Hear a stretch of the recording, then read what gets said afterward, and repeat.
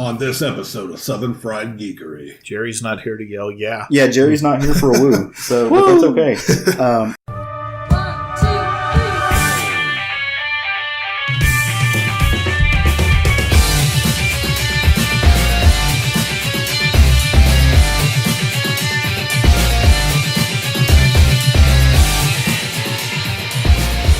Hey everybody, welcome to another episode of the Southern Fried Geekery podcast where we meet once a week to kind of chat about what's going on in the nerd world. As usual, I'm Caleb. I'm Craig. And I'm Sean. And we are missing a guy this week. We were a three-man Missing is a strong word. Oh, No, that's hurtful. We're absent one person. we were a three-man podcast last week, and we were going to be a three-man podcast this week, but fortunately, I have some really amazing friends that I've met over the years, and one of them is a podcaster extraordinaire. You've heard me talk about him a little bit. It is the Comic Book Bear's very own Mr. Bill Zanowitz. How you doing, Bill? Hey guys, how you doing? Doing great, man. Awesome. Doing wonderful. Thanks for coming on. Yeah, thank you for doing this with us, man. Why don't you take a minute to kind of tell everybody about what the Comic Book Bears podcast is? Okay, well, the Comic Book Bears are right now 3, previously 5 hairy, heavy homos who talk about comics, but you don't have to be a hairy, heavy homo to listen in. And we've been going since, and this kind of blows my mind, since 2011. Wow. And that blew my mind when I was looking very recently at when the first show was. Used to be a bi-monthly podcast. We're about monthly right now because of people's schedules. Hope that changes soon. And as the name suggests, we're basically funny book based, but sometimes we veer off the script like any podcast with tangents. Oh yeah. And talk about some other stuff, but it's mostly rooted in the 4-color heroes there. Awesome, man. Well, and yeah, you guys have been gracious enough to have me come on the show to join you and talk about TV and movie and the rest of the fun stuff. So, but yeah, so I'm really glad to be able to get you on here. It's going to be a good time. I'm looking forward to it. Yeah. But I got Well, thank you for allowing this Yankee on. Again, I have a very particular accent. I'll try to keep it as balanced as possible, but you may hear like chocolate and ball and dog. You're going to park the car in the yard? Into the mix. You just go full Boston. Go full Boston on us every once in a while. I would never do that. Well, Bill, I got a hard-hitting question for you, though, before we get started. They said Caleb's been on y'all's podcast before. What are your real feelings about Caleb appropriating bear culture? It's a little strange with the whole can't grow a beard thing. Right. Though there are hairless bears, but I think there's a particular quaintness and charm to it in the end. So. I mean, I get in where I can fit in. I'm like the naked mole rat of chubby gay boys. I'm just saying, you don't have to be nice just because Caleb's here. We're not. So. But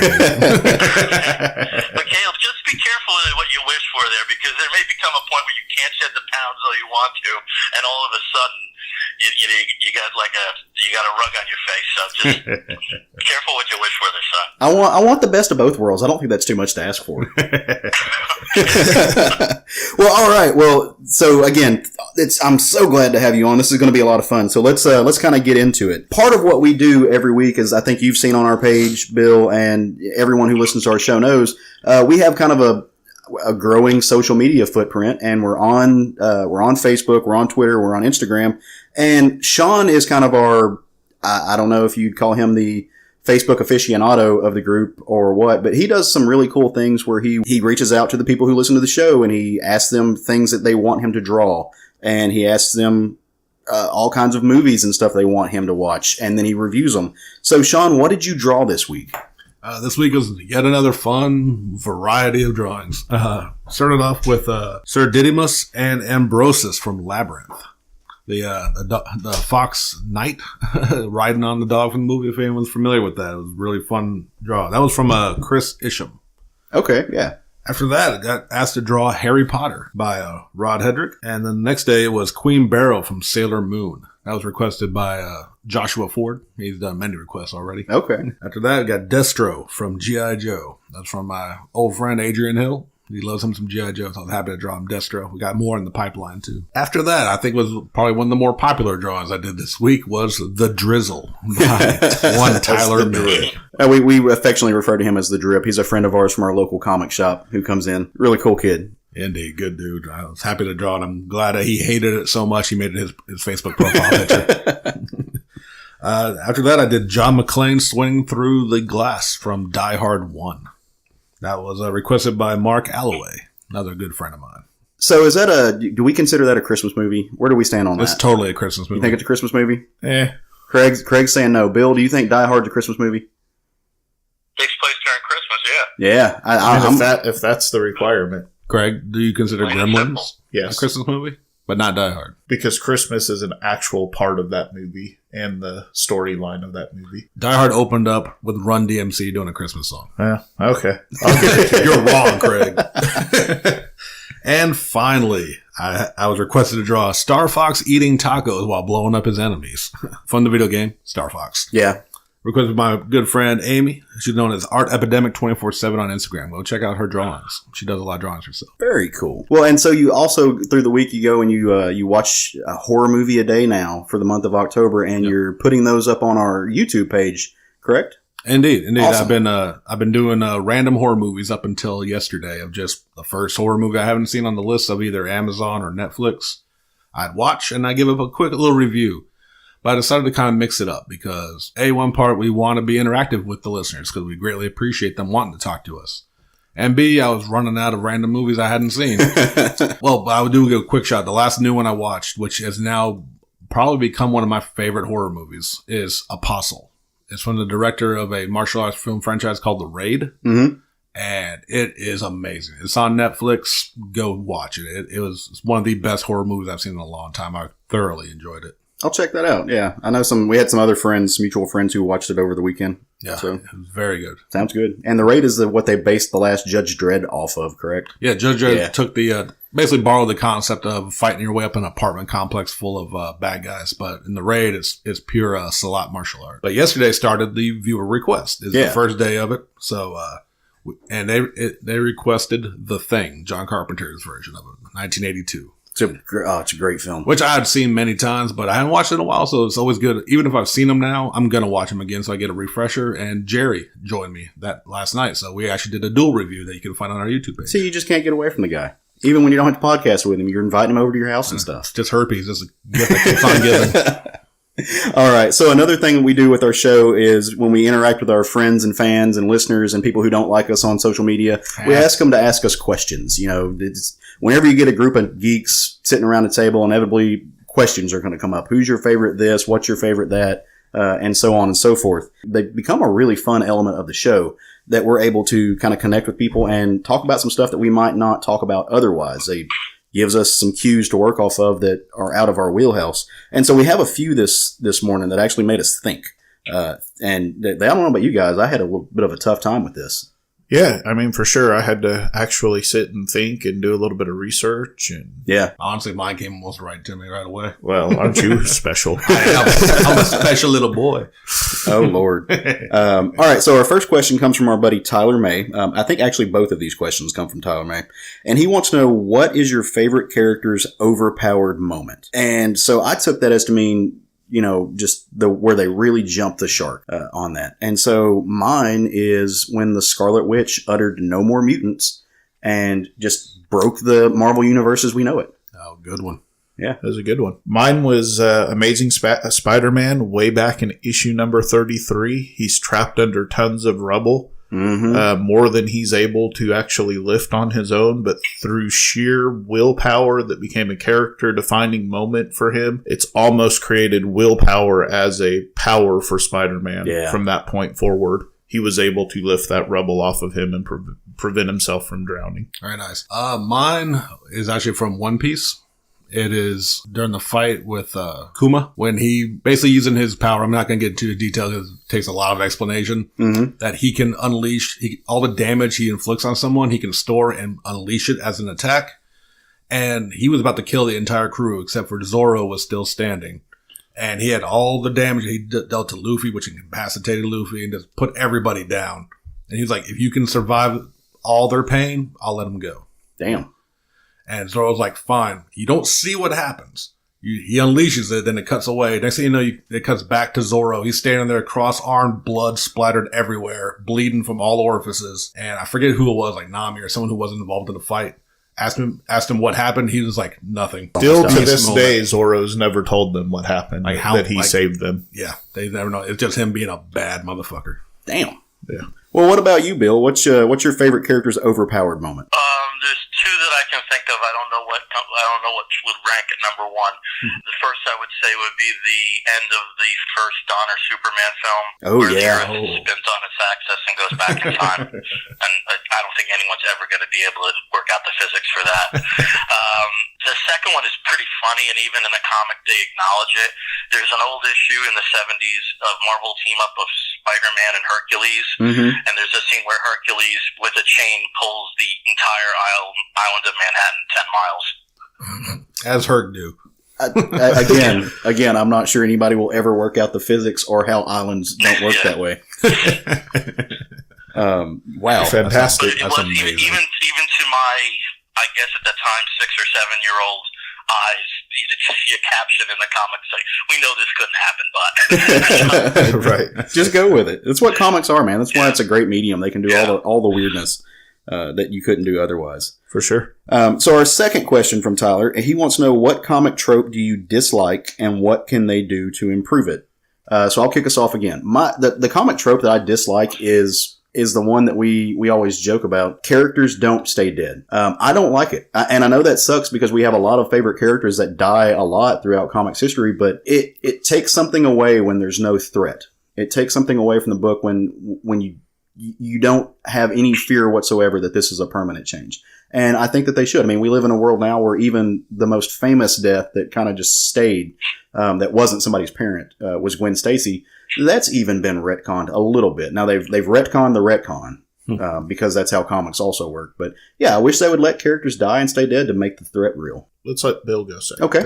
Bill, what do you got on that one, bud? My trope would have to be, again, I'm very much a DC guy, and it's been this horrible obsession. It's kind of calmed over the last few years, but of severed hands.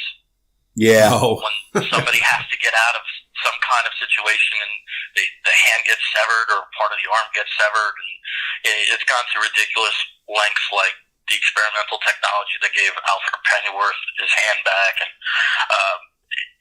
I don't know who that audience is that just digs seeing severed hands. Star Wars. Yeah, I was going to say they grew up watching Star Wars. Big time. Yeah. Mine is one I've brought up several times, and it's when you put a team together and they have to bitch and fight for like half the damn movie or series. And it's almost like for no reason other than like, I don't want to work with you. Who put you in charge kind of bullshit. Right. And how they can fix that is actually what they're going to do in my book of the week. This week is Teen Titans. Nice. They got the new team. They're not getting along, but it's being handled so much better other than just, I don't think you should be leader. I should be leader. The simple, like, the bitching that we always see. You see it more prevalent in movies, especially like, the Avengers. None of them got along in that first movie until the very end. You know it's going to happen that way. Right. And it still happens in comics where they have a little more time to flesh out, but they still kind of go with the same basic tropes of it. So yeah. Teams fighting each other before they finally unite at the end like we always know they're gonna. For me, it's the whole love interest or significant other in a book being used. I'm going to use the term damsel in distress, but it doesn't matter whether it's male or a female. An example of them not doing that is Mary Jane. Yeah.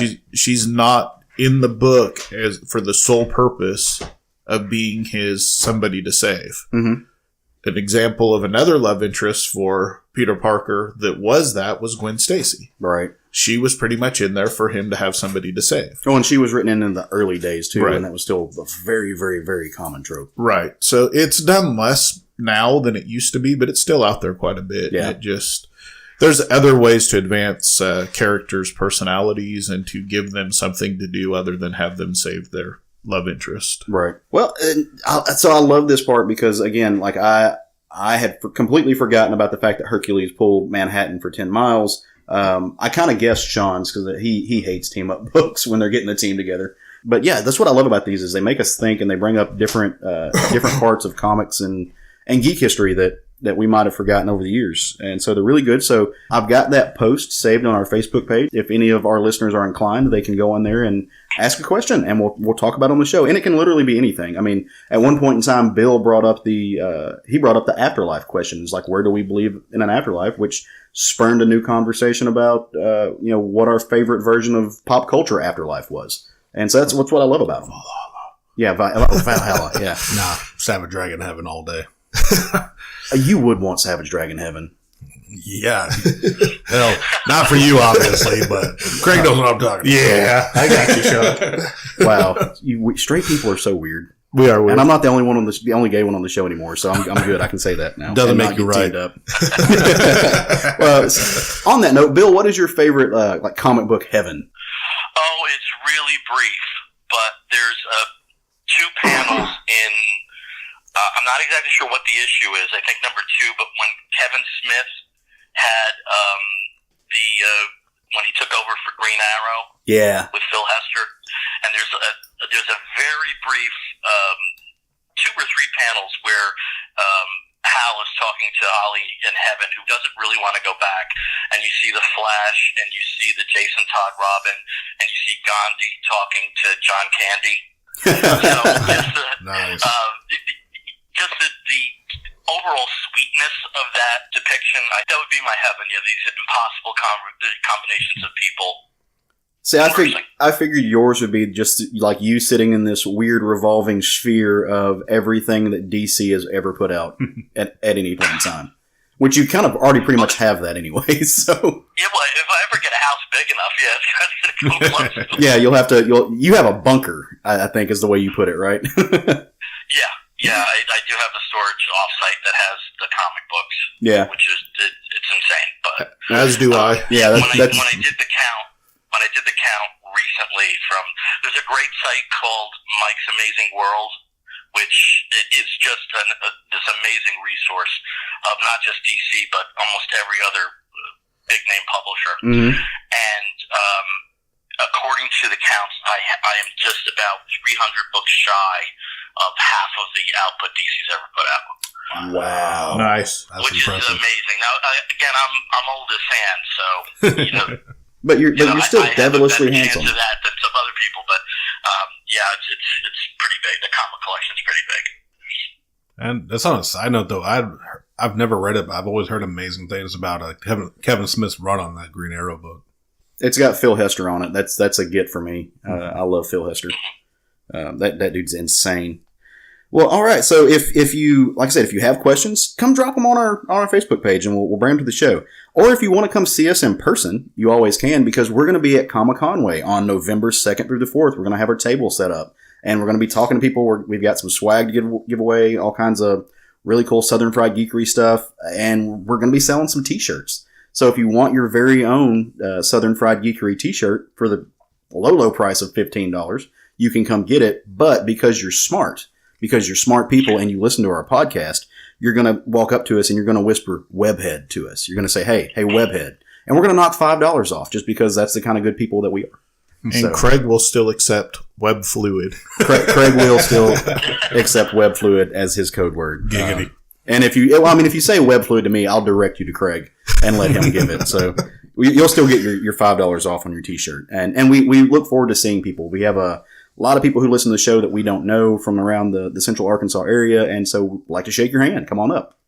And on a side note, well, not necessarily side note, but go along with this, I did just pick up the replacement T-shirts the other day. Oh, yeah. If you're one of the handful of people that got a T-shirt from us and you're having a problem with it, let me know, and I will replace it for you.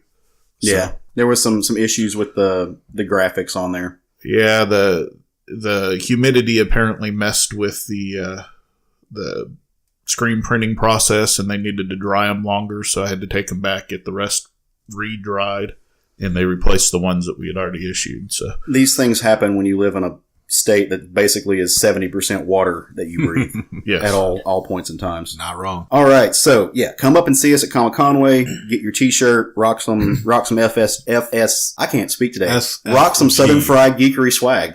Letters are so hard. Damn it. And get some other stuff. Yeah, we got lots of fun stuff. There's gonna be a lot of cool stuff up there. I've been sharing the bead art I've been making, the ones that adhere to canvas and stuff. Those will be up there for sale. I'm personally gonna be bringing some trade paperbacks. Gonna sell them for like $5, or I'll make you a deal on multiple. I'm just trying to clear out some space. Yeah, and we're gonna be awesome. And I'm going to get a shirt for Bill and get it shipped up to him so he can For sure. He can be our walking billboard, but I'm wrong. But I'm sorry. I'm sorry. I'm so sorry. Bureau. I'm going to fire myself after the show. All right. So you can't because no one else wants to do the editing. oh, that's true. That's true.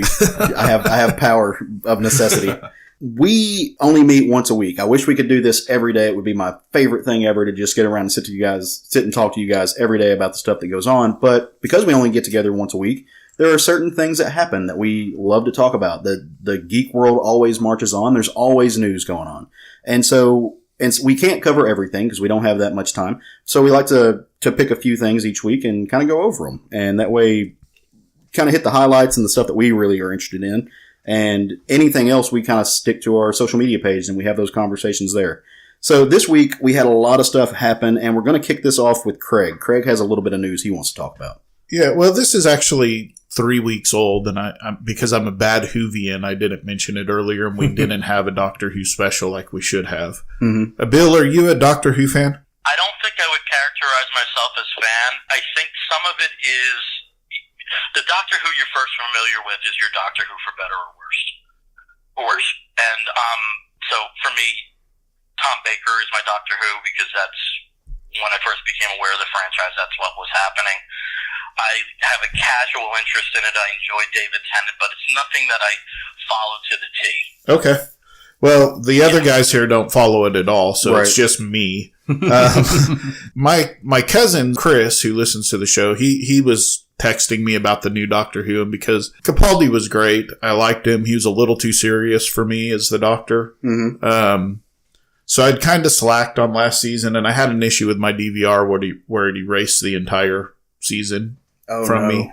Yeah, so he was texting me about the new Doctor, and I'm like, well, I guess I should watch it. So I went and watched the first 2 episodes, and man, Jodie Whittaker is fantastic as the Doctor. Yeah. She's been perfect, regardless of the internet's aversion to having a female Doctor. They're wrong. Mm-hmm. She was so good that I actually went back and watched the last season. It's on Amazon, so I was able to catch it, of Capaldi's. Go watch Doctor Who if you're a Who fan, but don't let, people scare you off from a return to the fun Doctors. She's more of a Tennant or Smith type Doctor, where Capaldi was more of a serious Doctor. So. Right. So I haven't watched Doctor Who, and actually I'm curious to see what this new Doctor looks like and how it works in the show. And from what I understand, it's not a hard show to just jump on as far as the way the season started. Bill and I have a buddy, Jason Wood, who does the 11 o'clock comics show. He is not a Whovian whatsoever, and I don't think he's ever actually watched an episode. But he watched the first episode of this one and said he didn't have a problem picking it up at all. Every episode, or maybe every 2 or 3 episodes, is a story contained within itself. All you really have to know is he's a time traveler that's lived for thousands of years and goes and, saves the planet about every episode, or saves a handful of people every episode. And while there are definitely throwbacks to the older seasons, every season is a self-contained story, right? I mean, you might get monsters that come back or something, but for the most part, that's true. There are some recurring themes that happen throughout the story, and some things that happen. Even, going back, as far as the first Doctor, he was in the Christmas special last year, which, the guy that they got to replace him, because William Hartnett's been dead for a long time now. The guy that got to replace him was fantastic. So I just want that screwdriver. Well, they all make their own. I need to figure out. It's like become the Doctor lightsaber. And make one. I don't want to be a doctor. I want to be a lawyer. I think I do anyway. A lawyer who? You don't want to be a lawyer. Bill has taken a very anti-lawyer stance for me because Bill has his. I think you're a lawyer, or you have your degree, correct, Bill? Yeah, I maintain a law license, so I'm still a lawyer. Yeah. I work in anti-money laundering, anti-terrorist financing, consulting, so it's not exactly ESQ work right now, but I do maintain the license. Bill has been the constant voice in the back of my head as I try to go through getting my degree, saying, "Caleb, stop, turn around." You don't want to do it. You don't want to do it. Wow. Or get into corporate law. Breaking my heart. I just want to be. I want to be like Marvel's lawyer.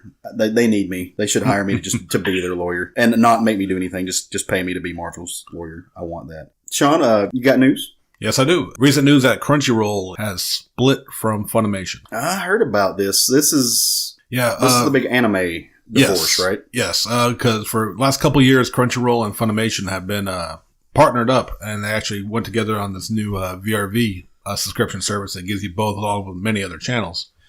But apparently, Sony had recently purchased Funimation, and they're wanting to expand into the anime market for their own publishing and distribution of English dub specifically, but also that hold some Japanese subtitled rights. Mm-hmm. So that basically, because what Crunchyroll and Funimation had was Funimation is the English dub company, and Crunchyroll is really the top subtitle and streaming service. So they had partnered up where you get the best of both, and through the services you could watch dub, subtitle, whatever you want. It's kind of a shame because, like I said, if you have like VRV like I have, and you could get Funimation if you felt like watching dub or just didn't want to read subtitles, or you could, and now that won't be a part. I think it's next month it'll officially be off VRV. Wow, that kind of, I don't know if that breaks VRV's back. That's definitely got to hurt their whole gimmick. It's going to hurt, but I'll be very honest. And I mean, don't get me wrong. There's absolutely nothing wrong with preferring or watching English dub if you're watching anime. But I would honestly say if you're probably getting a subscription service, you're probably already used to streaming sites that are generally subtitled. Mm-hmm. So I don't think it's going to hurt Crunchyroll too much. It does suck because it was a very, I think, beneficial partnership for them. And it's a shame they're splitting, but if Sony's going to do their own thing and like maybe put out another option, another way of getting more anime out there, maybe even licensing more anime for themselves, it could be a positive as well. Bill, you have any thoughts on that? Because I know you were talking about it earlier as well. Yeah, it's very confusing what Crunchyroll's ownership is. Is Warner now the ultimate owner? And purchasing other media? I'm not aware of if Warner owns anything about Crunchyroll, to be honest. I haven't heard anything like that. Okay, yeah, because I think that was part of the acquisitions that took place with as a joint venture with AT&T. Oh, wow. Gotcha. That makes a lot of sense. If that ties into some of the things we're seeing potentially with the Netflix non-renewals and and some other machinations of these companies, eventually having, for lack of a better term, pure content on their streaming services. If that is any sort of rationale behind that. Right. Yeah, that would actually make a lot more sense. Like, if Warner owns Crunchyroll and then Sony bought Funimation, they wouldn't want to necessarily. That's not gonna say conflicting interest, but those are two big companies that probably don't feel they need each other. Well, that actually gives us a good chance to segue into our next bit of news because it ties directly into what Bill was just talking about, the Netflix cancellation. So last week we spoke on how Netflix had canceled the Iron Fist show. They weren't getting a season 3. I don't know if canceled. They're just not renewing it for another season. Well, they gave the axe to Luke Cage this week, which kind of surprised a lot of people, I think, because the Iron Fist did not have it wasn't getting watched. It did not have very good critical acclaim. It did not have very good fans weren't digging it. So no one was really, really shocked, I think, when they saw it go away. Some people were disappointed, but they weren't shocked. People were legitimately shocked about Luke Cage. But I kind of, and the same thing that Bill was just talking about, the AT&T acquisition. I'm not surprised. I'm not surprised to see them starting to sever the ties. And especially as Disney's trying to jump up and get their own footprint on their own streaming service. Well, the crazy thing is 2 days before the announcement of Luke Cage getting axed, Netflix and Marvel both came out and said, we're not ending our shows that are on Netflix. Yeah. They're retaining those properties. They're going to continue to do with them what they wish to do, and it'll still be tied into the greater MCU. This is much to do about nothing. You think so? Yeah. These characters aren't going anywhere.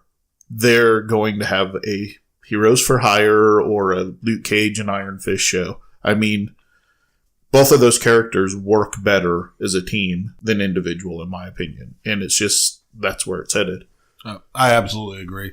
I think because as good as Luke Cage was, I was recently reading about it that it's still not as held as high by critics and I guess by the viewer census they do as Jessica Jones and Daredevil. So I think they were looking at maybe they were questionable about the direction the third season of Luke Cage would have went anyway, with him kind of going villain at the end of part 2. Spoilers. Dang it! I have 3 more episodes to watch. It's that's your own damn fault, Craig. Well, he doesn't go villain, but it's heavily implied that's the direction it's going, Gregory. Yeah. But, I don't know, like, to me, like, as much as I liked season 2, that ending and what was going to go into season 3, it wasn't as appealing. So I think they're just kind of cutting their losses on both of these shows and combine them to be heroes for hire. I think it's obvious, especially I think the comic book readers, what it's leading to. Right. But like, I did see that there's already a petition online to bring Luke Cage season 3. Well, petitions just always work, don't you know? Super. So I think what you're going to have here is you're going to have a season of Luke Cage and or Power Man and Iron Fist is what we're going to have. Mm-hmm. And you're going to have, the two combined to wrap up their storylines that were left loose at the end of each of their last seasons. And then we're going to have a Heroes for Hire bringing in everybody else. Right. That's where I feel it's going. Because, like I said, I know, spoilers, Craig. But no, it's all good. If they do continue Luke Cage 3 into the direction it was going, with him kind of like going to the dark side a little bit, it could be Iron Fist that brings him out of it. And that's how they form. It could still work. They could still keep the storyline going, but I think they're being a little coy about it. Maybe it would have been better if they went ahead and announced that's the plan, if it's the plan at all, unless they are just straight up canceled. I don't think this was a plan. I think this was a last minute decision. And that's where, so I hope for our sakes, I hope for the sake of fans everywhere that you guys are right. I don't expect there to be that. I want a Heroes for Hire. I think these characters are gone. I don't think so, because Netflix had just come out and said that we're not taking these characters away after all of the uproar over Iron Fist. Yeah. Bill, what's your thoughts? I'm more in the shock category in regards to Luke Cage. Iron Fist, they kind of wrapped it up in a little tighter bow at the end of season 2, where Luke Cage felt like, okay, maybe there's like a backdoor gentleman's agreement that there's going to be a go-ahead for season 3, just conceptually where they left a character. I do think that a Power Man and Iron Fist series is not an impossibility. You just look at Phil Coulson. These characters have the potential for tremendous afterlives. That's true. That's a very good point. Whether it would be on Netflix or on another system, I think is the major question. What I would want to see more than anything is the Daughters of the Dragon series, because I think you have their two actresses with a natural chemistry, and if there is any continuation of these storylines, I would rather see it in that. I don't disagree at all. I would love that. And I think we'll get both of those things. And that, I don't... Yeah. And that would be my hope, and maybe I'm just being hopeful, because I've pretty much given up on the superhero television shows except for the Netflix shows. Right. At this point. So I'm really kind of hoping that I'm not wrong. I just want Shang-Chi. That's all I want. I don't care what they have to cancel to give me Shang-Chi. I need to be able to send thirsty text messages to Wendy Freeman about Shang-Chi. That's all I want in life. As long as it's not Daredevil that they canceled to get it for us. Yeah, that's true. That's absolutely true. All right, so our last little bit of news is also tying into the television shows, and this is a new one. It's something we haven't seen so far. We have an Alfred. The Bat Butler is getting his own 10-episode series on Epix, and he's going to be played by a guy named Jack Bannon, who he was an actor in The Imitation Game. Did you guys ever see that? Really, really good movie. Just wonderful. This was predicted by Teen Titans Go in the movie. Are you serious? That Alfred would get a television show or / movie before Robin would. Wow. Is Teen Titans does Teen Titans Go the Nostradamus of cartoons? I'm sure that they knew this was in the works when they made the joke in the movie. If not, that's amazing, though. Yeah. I want to believe they didn't know and they just predicted this shit. Didn't the Simpsons and Family Guy, they've done a lot of that. Where Simpsons predicted a lot of things. Yeah. Maybe Teen Titans Go is a new Simpsons. But Alfred TV show, the show you never knew you wanted. So and still no, I don't. I actually disagree. I think this is really cool. So especially if they're going to show the younger Alfred, maybe before he was working for the Waynes, because I mean he came out of he was a British Royal Marine. He was in a lot of ways a spy. MI. Yeah, he was MI6, I think. Yeah, he was a big, and that's the direction they're going. And yeah, that's definitely gonna be the more interesting aspect. But you kind of want to know what Alfred does during the day, don't you? I mean, I kind of want to see what he does butlering, and how many villains he fights off while Bruce sleeps. They sits around with a shotgun waiting for him to invade the Batcave. If there are two characters that I don't think get enough respect for the role that they play, it is Alfred in DC and it's Jarvis in Marvel. Both of those people are the keeper of the secrets, man. they have the keys to the kingdom. And, a lot of people just see them as guys who buddle. They walk around and handle the business side of things, and pay off Dick Grayson's bar tab. Well, and pay off Dick Grayson's bar tab, which has got to be mighty at this point. But those are characters that Rick Grayson don't get enough credit for the will and the power that they have within their respective universes. Man, I think that I would love to see what Jarvis's day looks like as he deals with the fact that he's walking around among titans and gods. Yeah, I think and maybe it'll get tiresome, but I think an interesting concept would be to show like modern Alfred dealing with something, and maybe even like on the street shopping or something, runs into a criminal, and you flash back to his training. Like, it kind of jumps back and forth between like how like, or some super villainy stuff like involving Batman without showing Batman, obviously, right? But tying into his military to show like, he's a badass that no one really addresses. I don't believe that DC can do this without having Batman in it.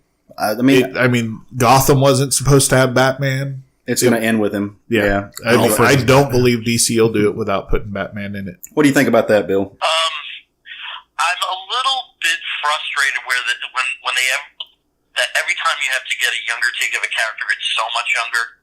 Because apparently, like, this is him in his very early 20s.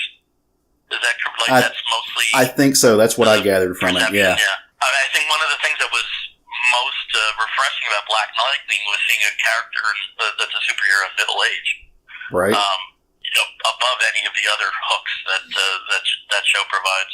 But I think it's I agree with you on Alfred. I don't think Jarvis has nearly the nuance that Alfred Pennyworth does. And one of my favorite bits of him in the DC universe was that brief period where he was actually leading the Outsiders. Yeah, because I think it makes perfect sense. It was like one of those things like Steve Trevor being the liaison for the Justice League. But this is a guy that Wonder Woman's going to fall for. He's got to have some degree of fortitude.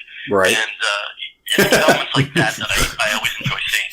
And that it's the same creative staff as Gotham warms me and makes me fear at the same time. Right. A little bit. Because I do think the characterization of Alfred in Gotham is one of the highlights.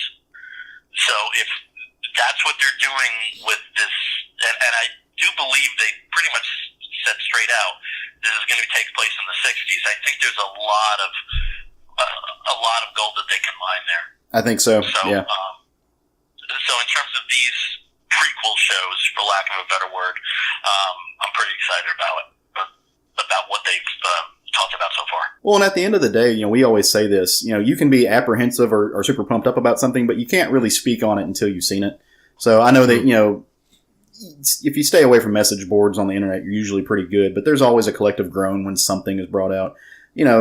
I'm still, if people are on the fence about what an Alfred film or Alfred show could produce, give it a chance, man. Watch a few episodes. Well, I'll definitely watch it, but I'm not going to, just because I don't have time to turn the TV on right now. But I want to. You're trying to adult too hard. I need to quit everything.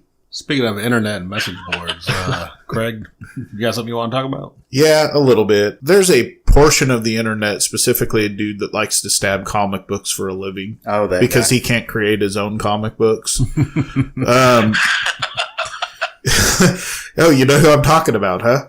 He is mad that Captain America is fighting Russians instead of Nazis, apparently. I mean, have we not seen Captain America fight Nazis for 60 years now? Oh, we have. And we've also seen him fighting Russians for 60 years. The only way I want to see Captain America punch another Nazi is if he's running down the street to go fight somebody else, and there's a Nazi standing on the corner, and he just punches him as he goes by. I mean, because he doesn't have the time nor the capacity to even care about him anymore. Right. Well, but look, the portion of the internet that is mad about this, they don't care. They don't care about comic history. They don't care about comic lore. They don't care about the characters. And despite what they say, they don't actually care about good comics. They care about their weird alt-right, honestly, pseudo-Nazi agenda, to where and what they're mad about is, in our current state of affairs right now, there actually is interference in our democracy from this foreign agent that they like to ignore that is real. But Russians can't be our friends. Right, yeah. That's what it comes down to. Yeah, I mean, they want them to be And so they're our enemy in real, they're our enemy in the Captain America book, and they're mad because they're being portrayed as what they really are. Yeah. And too bad to them. Well, and at the end of it, those people are also mad because the Captain America book is being written by a very well-educated black man right now. Yeah, for sure. Who has a lot to say and has a lot of good things to say. And it's fuck those the guys. best Captain America book since Brubaker's run. Yeah. I don't disagree with that. I've actually been I'll agree with that. yeah, I've been sending Bill my codes that way he can read up on it. And because it's so, and if I send you a Captain America book, because historically Captain America has not been my character, he's not somebody I've cared about. This new run, man, the Ta-Nehisi Coates stuff is good. I haven't cared about Captain America since Brubaker. I mean, I've read some of it, and most of it I jump on and jump off because it just doesn't hold my interest. But this has been good. Yeah. My only problem is I don't understand why Sharon Carter is 120 years old in the. Well, they de-aged her. There's a thing behind that in the last thing. It's do you remember when Captain America was an old man? Yeah. There for a while. The same thing happened to Sharon, except she didn't get de-aged. Okay. So do I have that right, Bill? I think I have that right. Yeah, I believe that was at the tail end of the Remender. Okay. I probably should have stayed on Captain America then instead of complaining about it.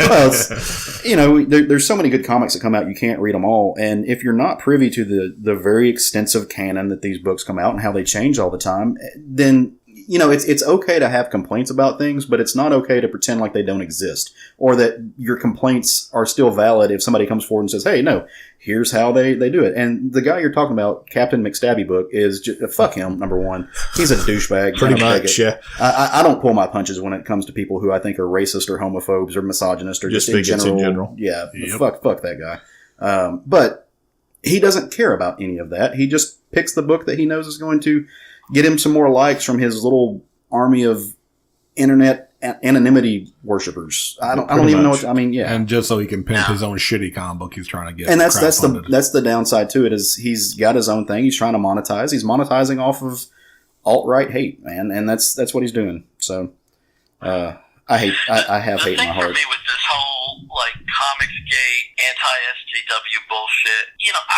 I get to some degree some fans, that for them Batman or the Punisher is, effectively a power fantasy. Right. When you get to properties like the X-Men who hold the X-Men that hold these beliefs, what the fuck have you been reading? Exactly. Yeah. That baffles me. That truly baffles me. No, you can't find logic in that. We literally had in our own local comic book shop a guy complain that X-Men has become too political lately. Right. Really? There's not a version of X-Men. 1969. Yeah, there's not a version of X-Men. There's not a version of these characters that haven't been some type of political analog ever. Right. It's always been about some type of social justice movement. If you want to go back to the civil rights movement in the 60s or to the gay rights movement or to the women's lib, there's always been something about that. One of the oldest characters in the book right now is Hellcat, Patsy. Her book went from being a very apropos for young women to an analog for, hey, you can put down the spatula, step out of the kitchen and kick somebody's ass. Yeah. I mean, it's always been there. And I'm kind of like Bill, if you've got to have some level of cognitive dissonance that borderlines on needing medical treatment if you haven't been able to pick all this up, like you aren't picking up on context clues, cuz it's selective. Yeah, exactly. They're picking out the parts that they want to pick out. If it's not big-breasted women and cat fighting Nazis, they don't care. Right.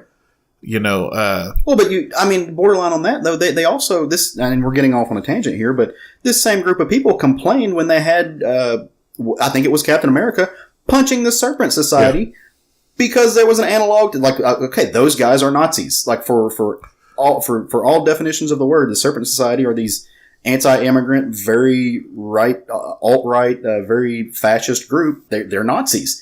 Can't punch them. They put it on fucking Fox News. Complaining about it because apparently Captain America hates Americans because he punches fascists. No. Well, this is the same group of people that Captain America now has had to say 5 times that he's not Hydra Cap. Right. That's a different version of him because they are still out there telling everybody that Cap is a Nazi. Yeah.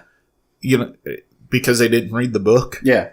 So it is selective, like I guess history knowledge that to benefit their own personal view. They're ignoring things, and it's fucking stupidity is the bottom line of it. I didn't mean for that big tangent. Oh no, I don't mind at all. I'll take every chance I can get to say fuck Comicsgate. Every single chance. Yeah, pretty much. We should just open our show and close our show with fuck Comicsgate.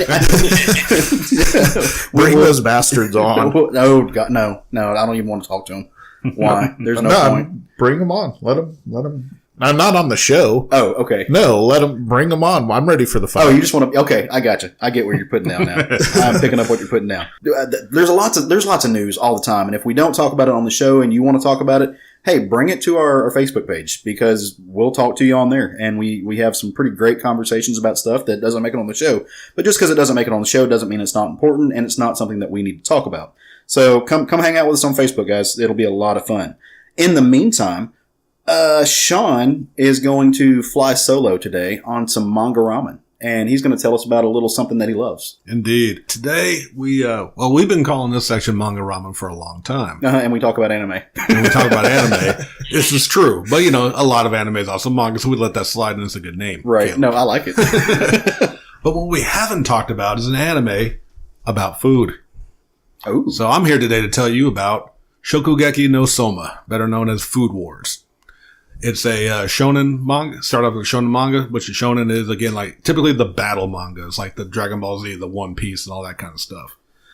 This one is a rare duo team for a manga. Usually it's one writer, one draw, same writer, same artist. This one is actually written by Yuto Tsukuda and drawn by Shun Sekai, with a contribution by chef Yuki Murasaki. So, like, I'll get into it in a minute. What it's about is you take all these battle manga where they usually, martial artists or some superpowered people fighting.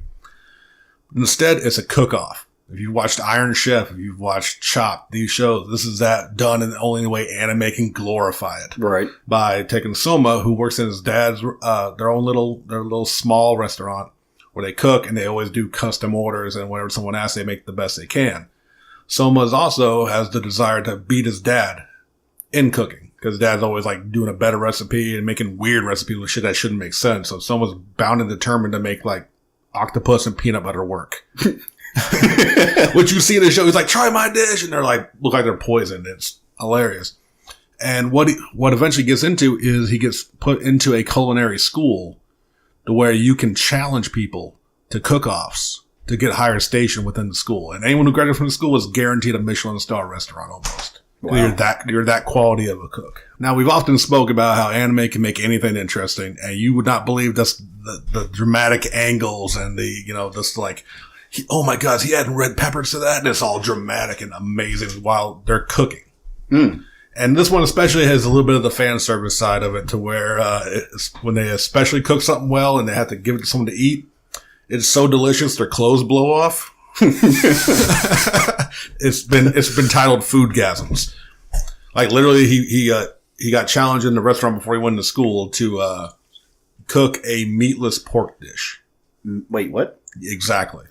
This person wanted to shut down the restaurant, and they were like, if you can cook me an amazing pork dish, we won't take away your restaurant. It's like the landowner. Well, is this like a vegetarian version of that, or because they ruined all, like. He didn't know it. He's like, fine, I'll cook you the best pork dish you've ever seen. He goes back to the meat, and he sees all the meat's been ruined. Right. So he's got to cook a meatless pork dish. So by using and I can't get into all the details of like the seasonings and what he used, but it's like, I have a friend who's he's one of the meat cutters at my job. He's also a very good cook, and he's taken recipes from this show. Nice. He makes it, and he's like, I think he managed to get some stock or some kind of meat juice into there, but it was all vegetable, like potatoes and stuff or something like that. And he fed it to them, and she just proclaimed how juicy it was as her clothes blew off, and you see a bit of a glow from their bad parts. And then her two male friends over there also received a foodgasm from that. It's just taking a very lighthearted tone. Mm-hmm. I think, we're good. I think we just lost Bill for a second, but he'll dial back in. As I was saying, like it's a show about cooking and done in the only way that anime can dramatize it. It's fun. It's entertaining, and like you said, you'll see just like the challenges. It's like, can he beat? And the good thing too, like a little bit of a spoiler, is like Soma isn't that perfect hero where he wins every time. He loses and he grows. So there's a little bit of depth to it too. It's been going 3 seasons currently on Crunchyroll. I haven't heard the English dub, but I think there is one. But, now you'd have to go to Funimation's streaming service themselves if you want the English dub. But Crunchyroll also definitely has it subtitled. Yeah, Bill, you should be back now. I'm back now. Yay! We missed you the whole time you were gone. But I say it's a fun show. It is like this little word of warning. There is a little bit of the fan service with the bounces and jiggles and men and women's clothes being blown off by the food being that delicious. But it's a lot of fun. I'm not eating octopus and peanut butter. Well, see, that's the thing. Like, he has just not. My theory for his end game, that's how he's going to win the final competition. You think so? Because he's still he's an amazing chef, and he's good at this. Like, cause he runs into people who are French trained, but they only know the recipes. They only know kind of the strict way of how to cook it perfectly, but they only know their way. And he's used to just kind of freehanding it and just making it up as he goes, and he makes delicious foods. But then, through all that, you'll see him make an amazing dish. He's like, oh, you like that? You like that? It was really good? Try this. I'm trying to make squid and peanut butter work. And then they puke. So, I'm still terrified about peanut butter and octopus. I know. That's terrifying. I just can't do squid. So he's going to make it work, I assure you, by the end of the series. Well, Bill and one of Bill's co-hosts on the Comic Book Bears podcast is actually in Japan right now. So I wonder if we can, make him eat peanut butter and octopus at some point. You know what? I had my first octopus when I went to Japan last year. There was no peanut butter on it, but damn it, I'll try. I like octopus. It's good. Takoyaki is what we had. It was very, very good. But, Food Wars, Shokugeki no Soma is an amazing anime. Mm-hmm. It's a lot of fun. And like I said, if you watch Iron Chef or Chopped or any of those cooking shows and you want to see it thrown in almost superhuman level of cooking, simple like a spice war, just using a pork cutlet and seeing what they make, and it's a battle anime, right? But it's done with cooking, and it's super fun. I bet Raj would like that because Raj watches all those cooking shows, and if I could ever get him to read a comic or a manga, it would be something like that. It is, and as I said, one of the consultants is a chef, like a TV chef in Japan, who is in charge of making all the recipes and giving it to them, so they have legitimate dishes within the show. Nice. So does the dude go stand in the corner and scream at the meat for 5 episodes before making it, or what? No, they don't do the Dragon Ball Z powering up, but it will just be I've got I got to figure out what I'm going to do with this spice. Allspice. And then it cuts away to be continued. It's still done a very dramatic effect where the battle will last 3 episodes. Right? So is Allspice the all might of this world? Yes, it is. Oh wow. So Bill, I think we've had this conversation before. You're not a manga fan? No, well, it's not that I'm not a manga fan. It's just there's only so many hours in the day. Right. The last manga I was reading was the reboot of Ultraman. Oh, nice. Yeah. And that was the last one. I went through a little bit of an Attack on Titan phase, but that didn't continue because it just seemed to be going in a circle. Yeah, that book it started off very strong, but I'd say by the time they got back into the city, it just like I said, it became very repetitious without any answers. Yeah. The one I do want to check out because I understand I recently watched Infinity Force since that was free on Vudu. And I'm a huge Gatchaman fan. So, to see Gatchaman with the other characters from, I forget what the company's past was in this new context. I understand that the manga is very different from the anime, though. Okay. And it's almost effectively a different storyline, and I do want to check that out at some point. Right. Now, I'm trying to remember if Gatchaman is directly related to Tokusatsu, the people who do Super Sentai and a lot of those kind of shows, but Craig, I know there's a connection to Cashin, but whatever company Speed Racer, the Tokunatsu, I'm probably butchering it. It's fine, we're used to it here. But but there's I'm a huge fan of the '60s stuff, though, right? Because for me, growing up in the '70s, these were things. Apart from Speed Racer, you would see these references in books to Astro Boy and Gigantor and 8th Man, and you're like, what the hell was this like? And when you actually had access to it, I gobbled that up. The '60s stuff, I'm much more, it's much more appealing to me than stuff from later on. Oh, for sure. But it's interesting you mentioned Gatchaman because that's a show that has refused to die. Like in Japan, yeah, it's called Gatchaman. But it was brought here, and Craig, you might even remember seeing it when he was little. It was actually called a Battle for the Planet. I do remember that. Yeah, where they had kind of the bird outfit, the team, the super team, all in bird outfits. Yep. That's Gatchaman. That's what he's talking about. Okay. So it had that resurgence in there. Then they brought the same cartoon known as G-Force when I was a teenager in the 90s. Now it's still kind of coming every now and again and brought in now as a Gatchaman in Japan, still making appearances in video games. Like you said, there's a new thing out there. This is a show that refuses to die. Okay. Which is amazing. I don't know what any of these things are, but I like staring at your beard while you say words. So, and I appreciate that. Go ahead, Bill. Yeah, I do have to say that for years I would go to Anime Next in New Jersey. They since moved it a little farther south in the state. But I loved going to a con where I didn't have so much investment in the properties and could just hang back and enjoy. Mm-hmm. Right. So I do really enjoy going to see to anime conventions. The cosplay is amazing. I don't know what the hell these characters are, but that was something I always really enjoyed. I've got a very similar experience to that. So, So there's a big anime community at the comic convention we're going to. It'll be next month. So we always get to see a lot of cosplay, even myself in cosplay and everything else. So, but yeah. So that was, I brought up Food Wars and we even talked about Gatchaman. So we had a nice big bowl of ramen with a nice side dish. I like it, as man. well. I like it a lot. But our bowls are empty. The plate is finished. Ikidakimasu. Well, thank you as always. That was fun. I would love it if somebody would come to my kitchen and cook a big pork cutlet right now, because now I'm hungry because we've been talking about food. Porkless pork plate. I'll take a porkless pork. I've got some really good vegan friends who are vegan chefs, and they can kick ass on some non-meat meat, as redundant as that sounds. All right, so let's talk about some comics. Let's get Smothered covered in comics. This is my favorite part of the show because we get to talk about the stuff that I actually know what we're saying. So sometimes. So one thing that we have started doing here recently is instead of each just picking our own book and talking about it individually, we wanted to kind of to make this a group effort. And so we decided we were going to roundtable on a few books because we're sitting at a literal table.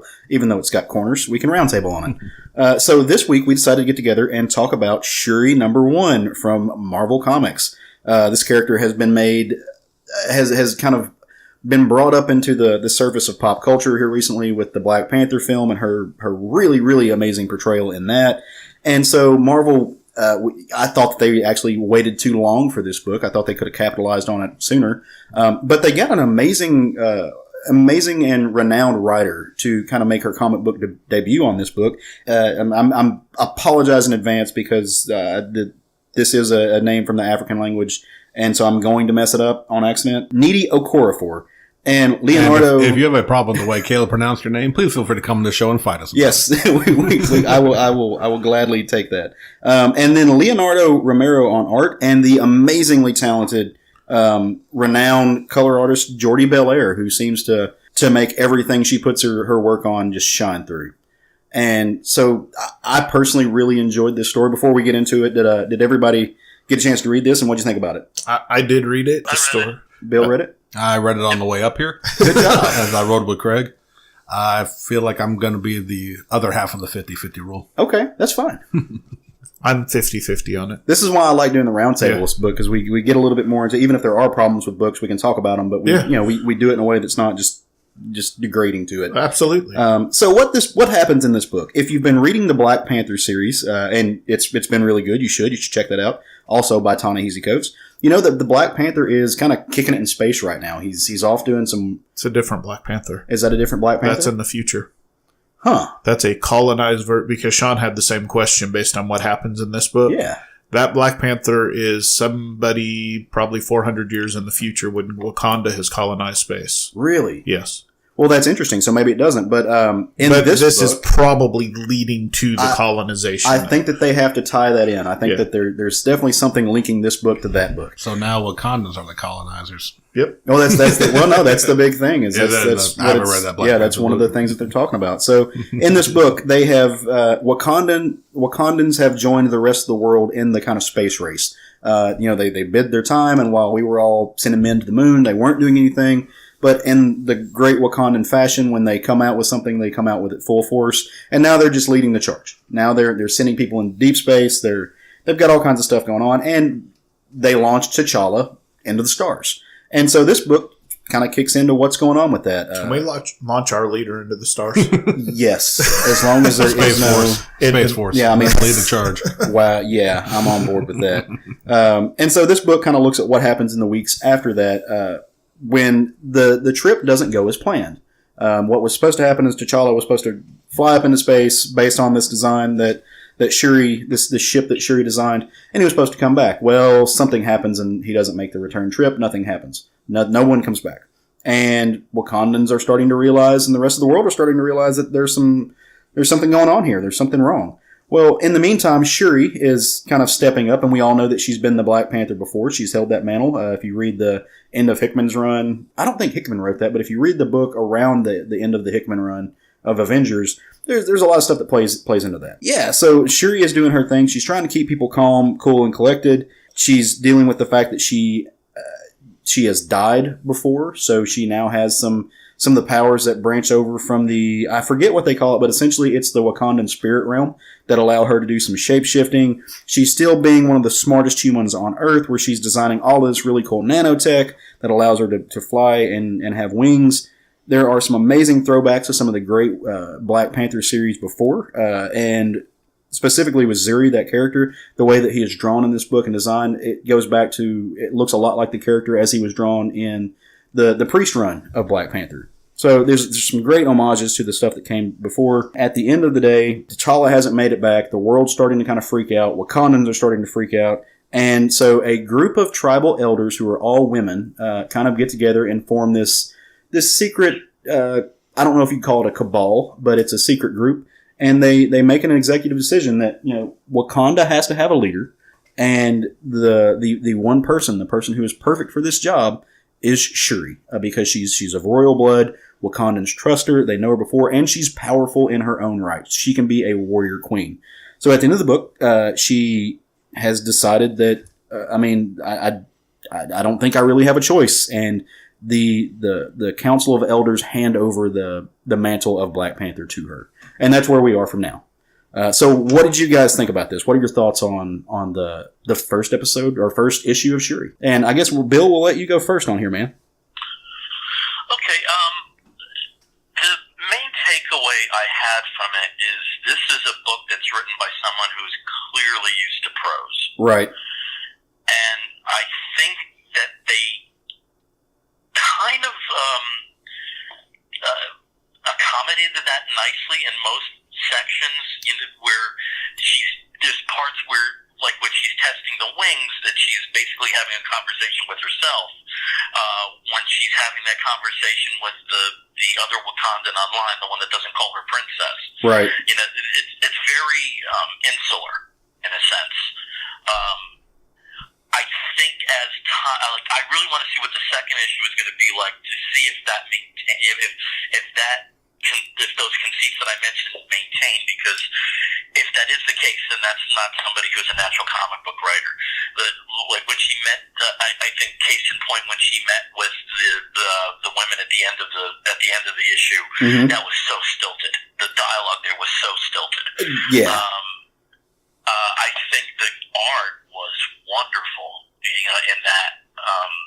In this sort of Afrofuturism take on Darwin Cook or Mike Allred.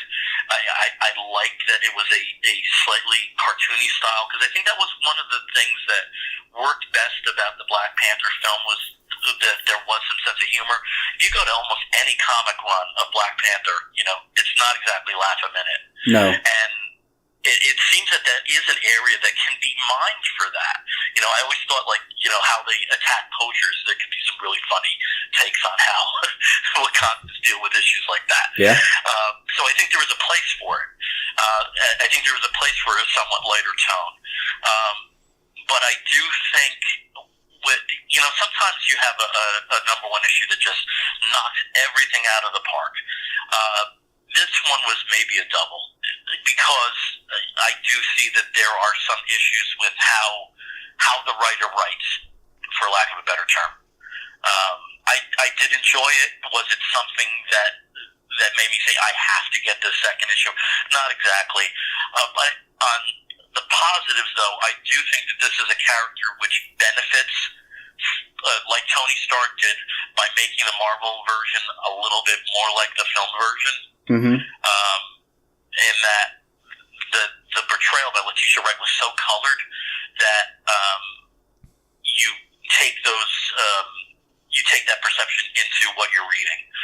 So I do think that this is one situation where making the character much more like the film version that we've seen is beneficial. I agree So I wholeheartedly. liked it, but there are some reservations. Right.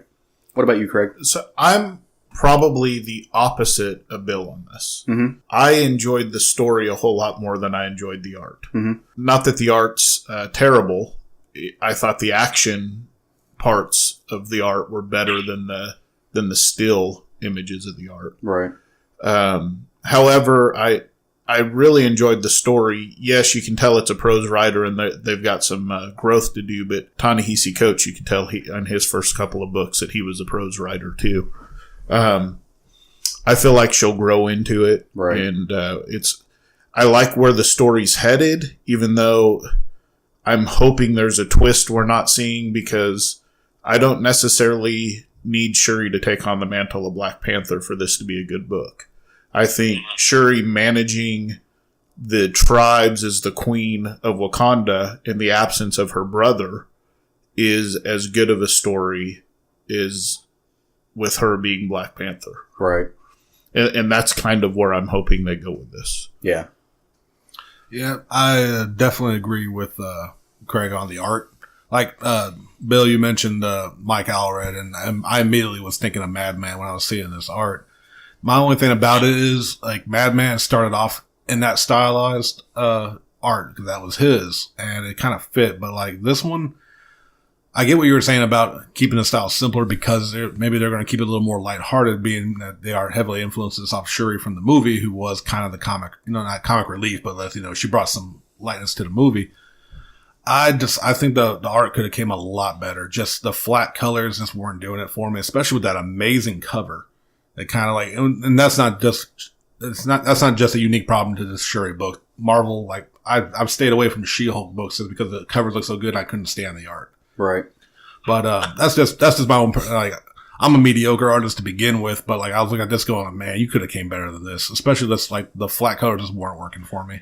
And I get it, everyone's got an art style. It's purely opinion based. No, there's nothing wrong with that, man. And the story, like, I also kind of agree with Craig that, like, I've never read a Black Panther book. I've read books with them in it. And I know Shuri has taken the mantle, and they even addressed it in the book. It just feels like they're retreading ground by putting her back into that. And like I said, this is only issue 1. It's a setup issue. It's just getting us introduced to what they're going to do. And it may go into maybe even a psychological look about having to go back to what killed her. Yeah. And maybe it could get bigger, but I can only judge it by the first book. And I was much more enjoying just her going about her day-to-day life as a book before that ending. And I think that probably would have been a better book for me. Mm-hmm. And I didn't think about it, but you actually write about how much monologue and stuff on there. I guess that would be like a prose writer kind of indicator for sure, which didn't bother me, but it was like, if you kind of think about a person who's used to being behind a computer, they don't talk out loud. It is a lot of internal dialogue. So it kind of fit with me. But I agree about that ending 100%. And it's not a book I would have picked up. It's not a book I'm going to follow. But if you want more Shuri based off the movie, I think it's good. I just don't think she needs to be that leadership role. And it may even be a fake out at the end where she doesn't take the mantle. We don't know. Right.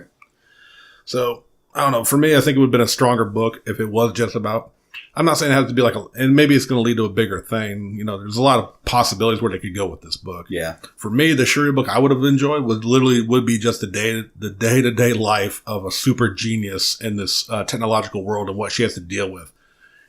Helping others, fixing things, creating her own stuff, and maybe having a little adventure. Like you said, a poacher. The idea of her bringing out some wicked technology to take down some poachers would be a fun story for me. Yeah. If they're wanting to go in a lighthearted direction. And if they are going to go more serious, that art needs to change. So I'm not as against the art as you guys are. I don't know that I loved it nearly as much as Bill did, but I don't know that I disliked it as much as y'all did. It reminded me of somebody who was trying to pull off a Chris Samney style that doesn't have the polish down yet. I love Chris Samney's art. I think it's great cartooning.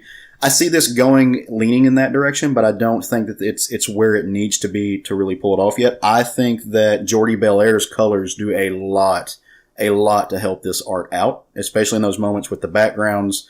the spectrum that she uses. I think it helps the tone of the book. So there's definitely a good palette in there. I just didn't like the flatness. Well, and what you said, oh, for sure, yeah, that's something weird with digital coloring now. They really have a hard time. It's like this. Here's the paint tool.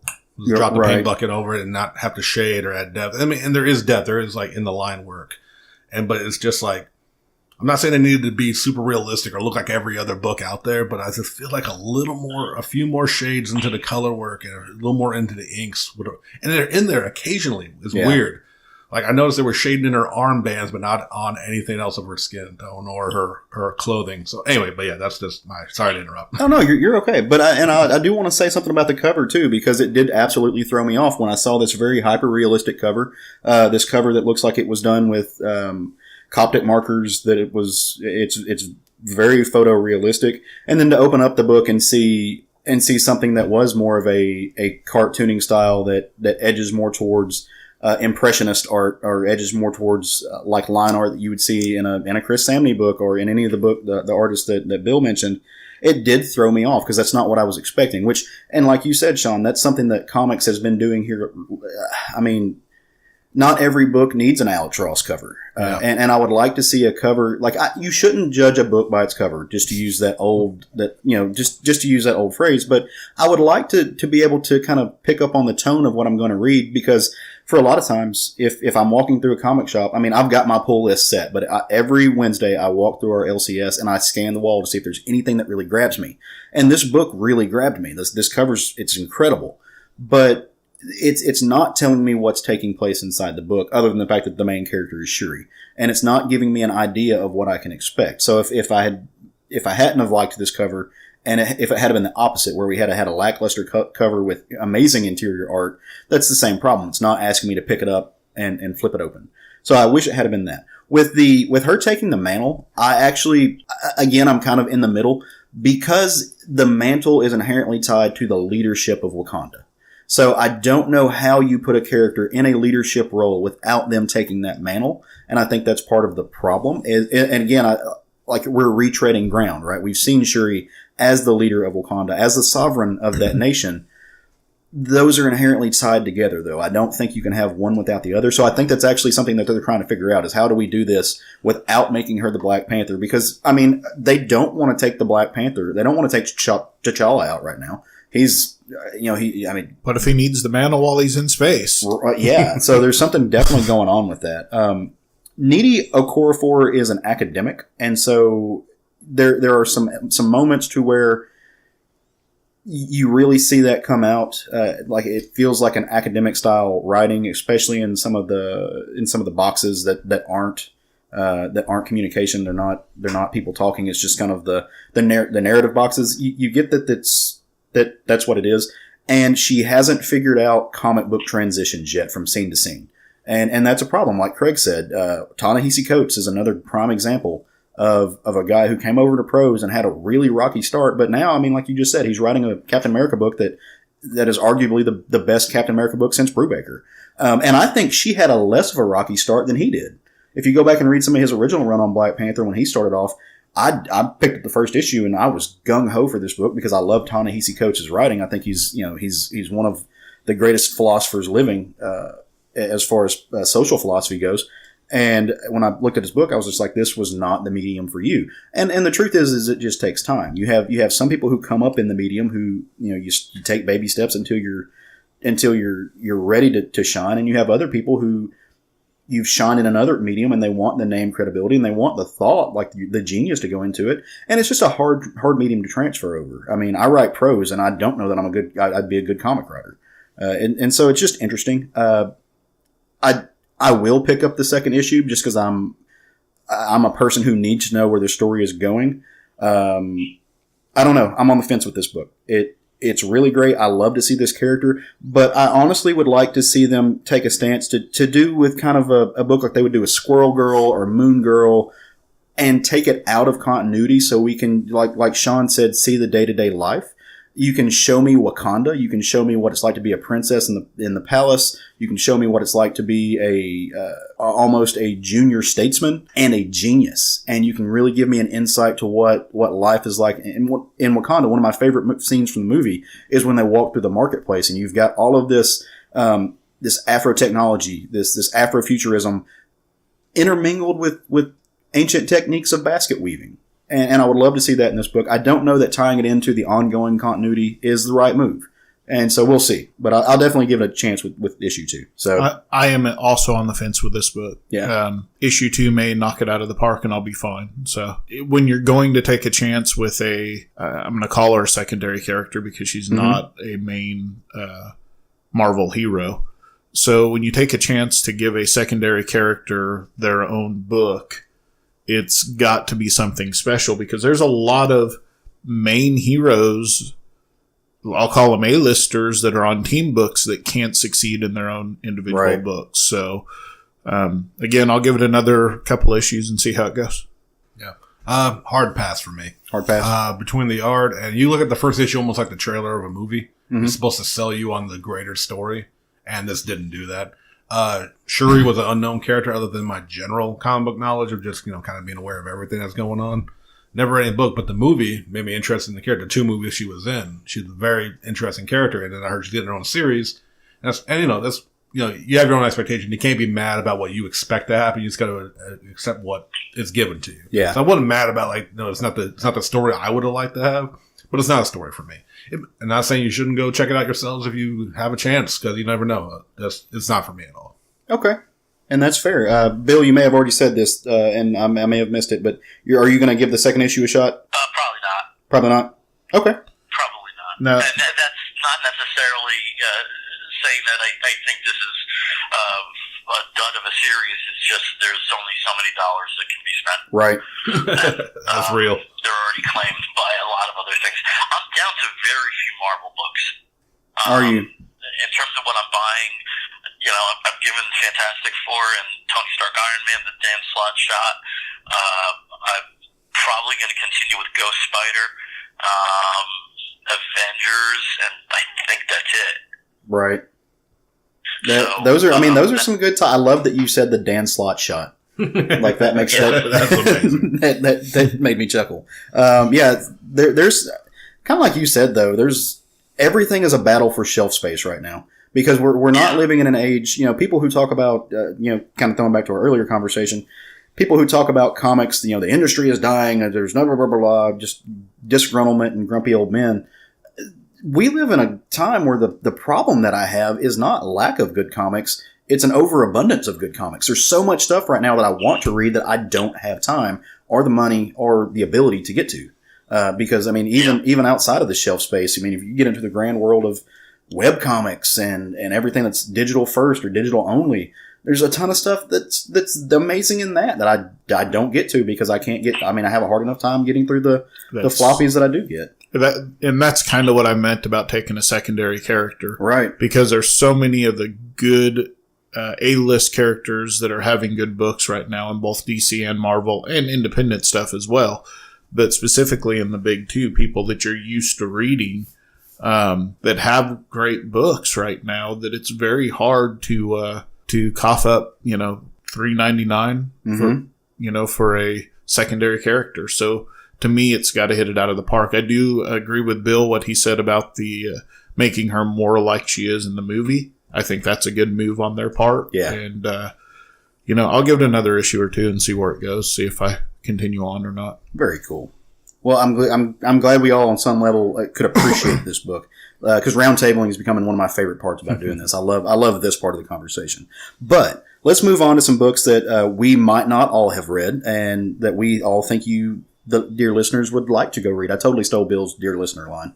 That's one of his things. Boo. Plagiarism. Boo. I steal a lot from Bill because I'm sure I stole that from somewhere else. I steal a lot from Bill because I just look up to him as he's kind of like my podcasting daddy. Oh my! Yeah. All right. So Bill, let's not go there, baby. Grr, woof. All right, so anyway. Okay, back on track. I'm about to excuse myself. All right, so Bill, why don't you tell us about a book you read this week? Can you get back to me? Yeah, I sure can. Yeah, we can. Decision on it. Yeah, that's fine.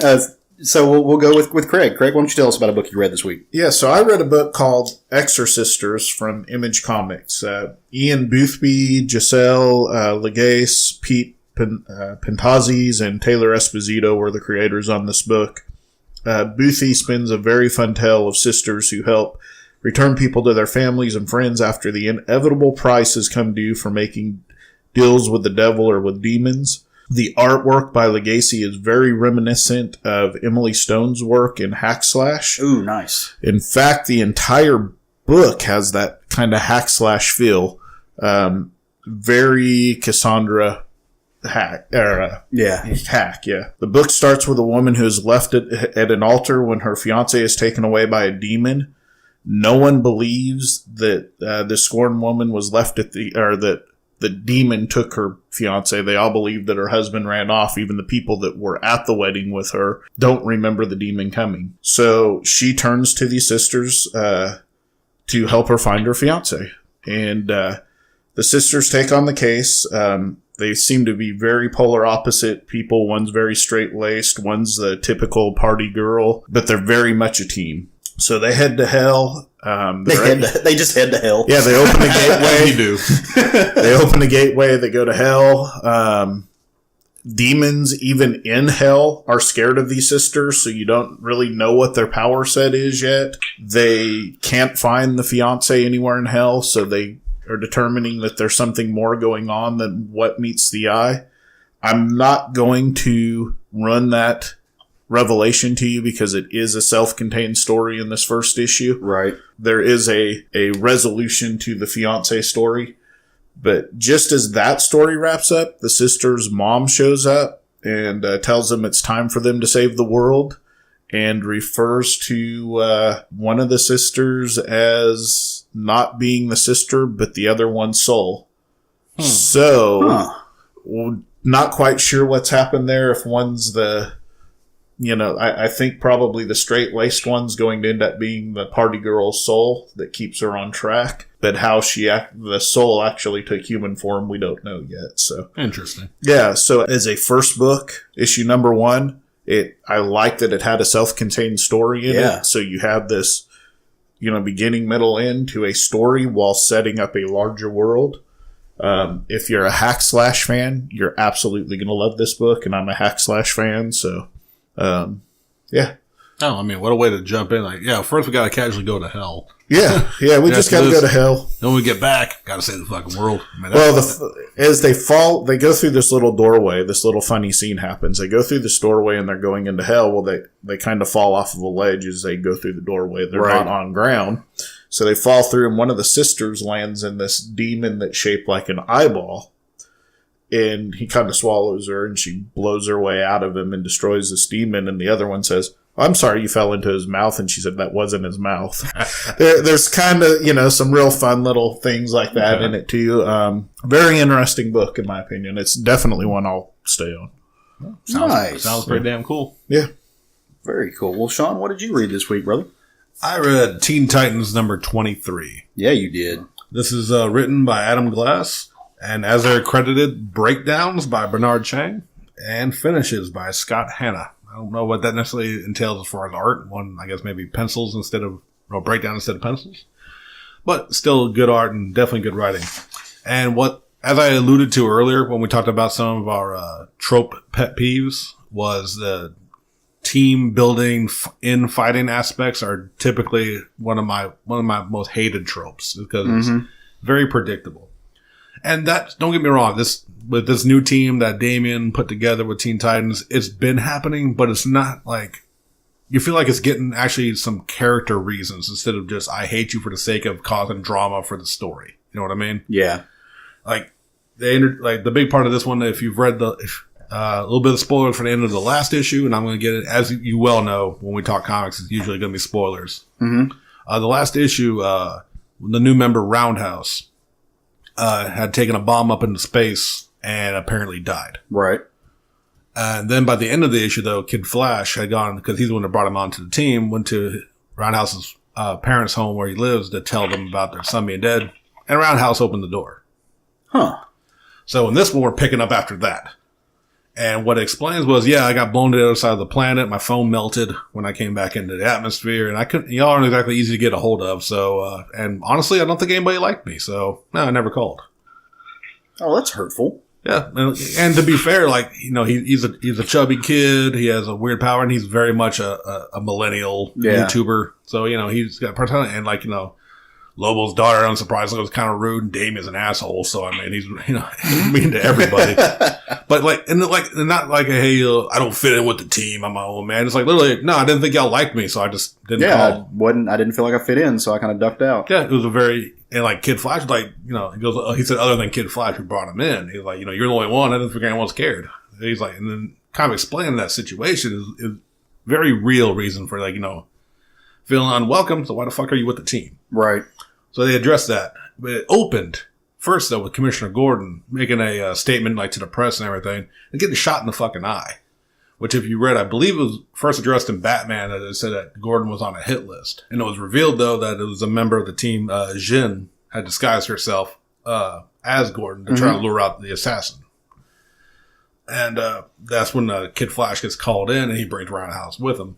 And surprisingly enough, like I said, they were giving Roundhouse a lot of shit about being, when he was with the team. And then they see he's alive. And even Crush, Lobo's daughter, was like, "You're alive. That's badass." Like, they may not click, but they're not fucking assholes for the sake of being assholes. Well, they're not, they don't have this connection, this deep and personal connection just built up overnight. Like they're strangers who have just met, and it's kind of like the new kid at school. Like where do I fit in? And and for the people who are looking at the new kid at school, where do you fit in? Right.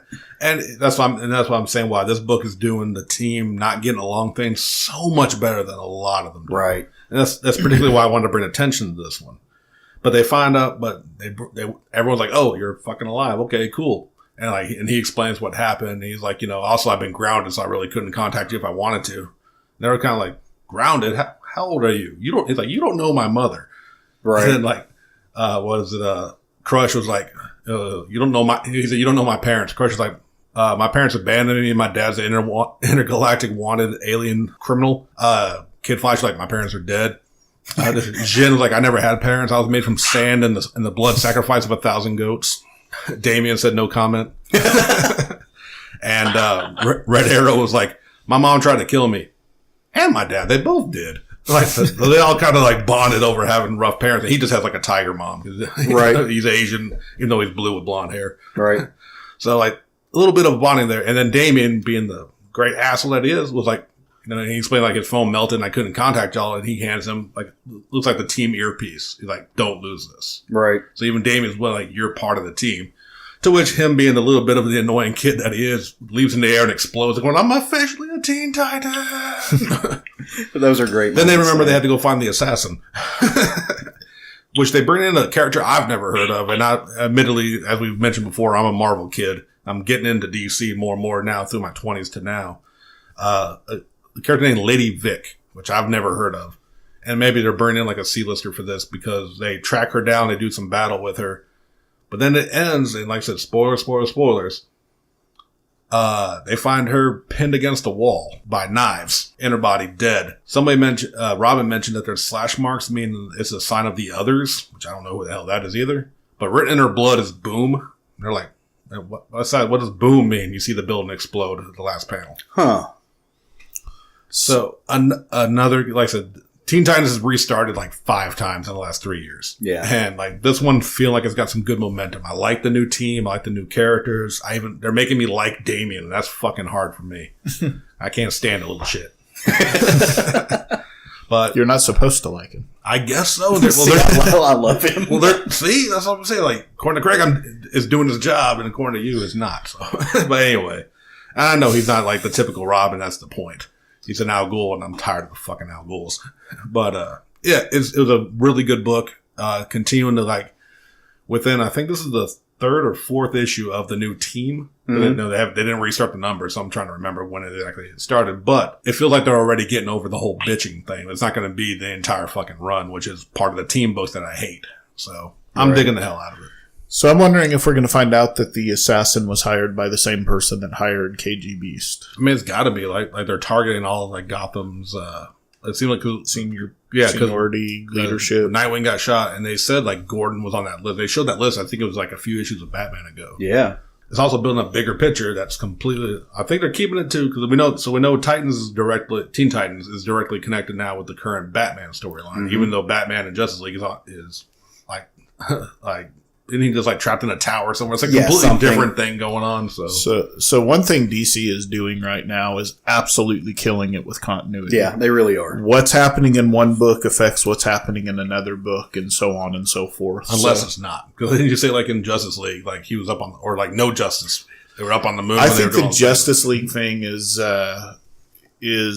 just out of step with the rest. The team book is staying a little out of step with the rest of the continuity right now. In the same way that Batman has stayed a little bit out of the step with some of the rest of the books in the past. So the books that are supposed to be together, they're lockstep, man. Yeah. They're hitting all the marks. The books that are outside of that, and I think there's another book, and I forget what it is off the top of my head, that Justice League is tied into, and they're kind of doing that same thing though. They're staying with it. They're staying where they need to be. They're just those two things aren't bridging. That's they're separating it, but it's almost like they have multiple continuities. Right. The only one I'm disappointed in is Flash hasn't addressed Wally. Oh, okay. Yeah. And even Red Hood took an issue off to address Roy's death. Right. Flash hasn't addressed Wally. So. Right. All right. Well, I'm not reading Teen Titans. I need to go check that book out because I really like this new character. I think so. Like it's been really good. Like I said, from Jin to Roundhouse to Crush. As far as I know, I don't know if she debuted with this Titans. Yeah, she debuted. With the Titans. Like these three new characters, and I didn't really know who the new Red Arrow. I never known anything about her. Right. So like, other than Damian and Kid Flash, they're all new to me. So I'm really enjoying the series. Well, the other three are new. Red Arrow, that's Ollie's sister, half sister, and she's been around for a little while now. So that's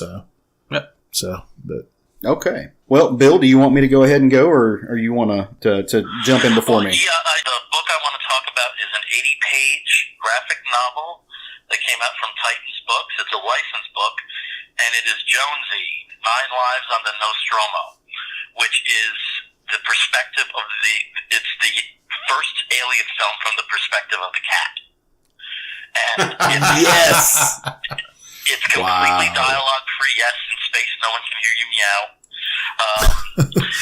And basically every important event within the first film is addressed. Just that Jonesy is a couple steps ahead or a couple steps behind in each of the major developments. As you see, it's completely dialogueless. You never hear the humans talk. It's all from Jonesy's perspective. Jonesy is a bit of a face hugger himself, which was a nice little nod. And you go through the story and you find out that this is really one lucky cat, and maybe he does have 9 lives. And as I was talking earlier, one of the things that I thought was beneficial to Shuri was having a bit more of a lighthearted touch to that particular franchise. Yeah. I don't think there's a lot of area for Alien to be lighthearted, and somehow they managed it with this. The artist and the writer is Rory Lucy, and again, that's from Titan Books, Jonesy, 9 Lives on the Nostromo. I have got to go check this out. Yeah, me too. Craig's not only an Aliens fan, he's a huge cat person. So this sounds like it was tailor-made for him. Yeah, no doubt. Yeah, Jonesy's not too crazy about the new pets that the humans have. I can imagine not. That is a brilliant take on that, and it really is. Titan Books. I've got we don't get to talk about them nearly enough on the show, so I'm so glad you did. But they're such a good publisher. They put out some stuff that you don't expect. See, really I find Titans to be very hit or miss for me. They ruined me with the Doctor Who stuff. No, did they? Yeah, I've had a hard time recovering from the Doctor Who stuff. It was so not good. Let me put it that way. Okay. Yeah, I need this in my life. I need that too. I kind of, like I said, I avoid Titans, but I need to pick up that book for sure. Yeah, it sounds kind of amazing. I wonder As if a they're... manga anime dude, have you been reading their Robotech? I have not. No, I haven't either. I haven't seen any of it. Okay, because it basically charts its own course in terms of Macross, Right. but it's a very, very powerful story so far. Nice. So they're kind of like, for those who may not know, Robotech, when it came here, was a Japanese cartoon known as Macross, and it was actually 2 series that was combined. I'm going blank now on what the second one was because I'm a bad bad podcaster. But yeah, so the comic is leaning a little more towards the mature storylines that were in Macross. Yeah, and it kind of just it plots its own course of after Macross. I forget what the sequence is about next generation, new generation, or masters, but from where they go from the end of Macross, it's its own vibe, and it works. It's a pretty powerful story, including the death of one major character. Oh wow! Well, very cool. You have to are they the same people that put out the Mech Cadet U book? I'm trying to figure. I don't remember which publisher is putting that out, but it's a very big robots. It's written by Greg Pak. It's kind of in that vein as well. So I'm not sure if they're Titans or not, but that wouldn't surprise me if they were.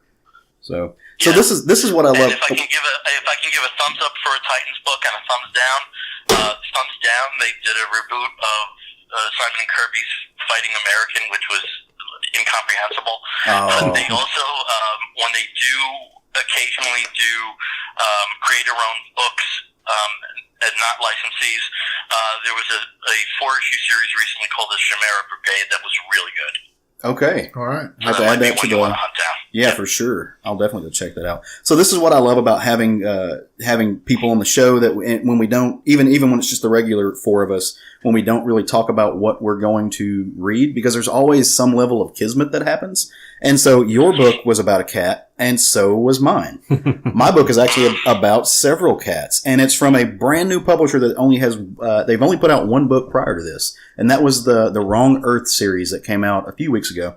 And it's Ahoy Comics. So the book is Captain Ginger.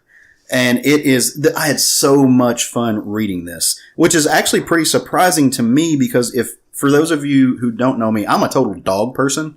My husband's allergic to cats. We don't have any at the house.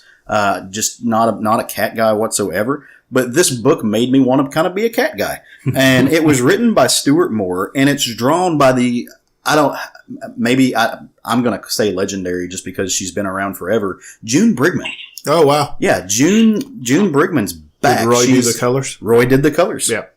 And so June has actually been working on a comic strip the past few years, and like a newspaper comic strip, and staying out of floppies and mainstream comics. I have an original piece of art from them. They did when the Justice League had a serial insert. Yeah. They did that book. Oh, and wow. I got one of the pages from that. That's awesome. Yeah. Very nice. And so, Roy did the colors. Veronica Gandini. Roy did the inks. Excuse me. Veronica Gandini did the covers. Inks, yeah. And then Richard Starks and Jimmy Betancourt did all the lettering. In a word, this book is a anthropomorphic sci-fi series, but it's not like other anthropomorphic sci-fi series where the beings are just cat people, like they've always been cat people.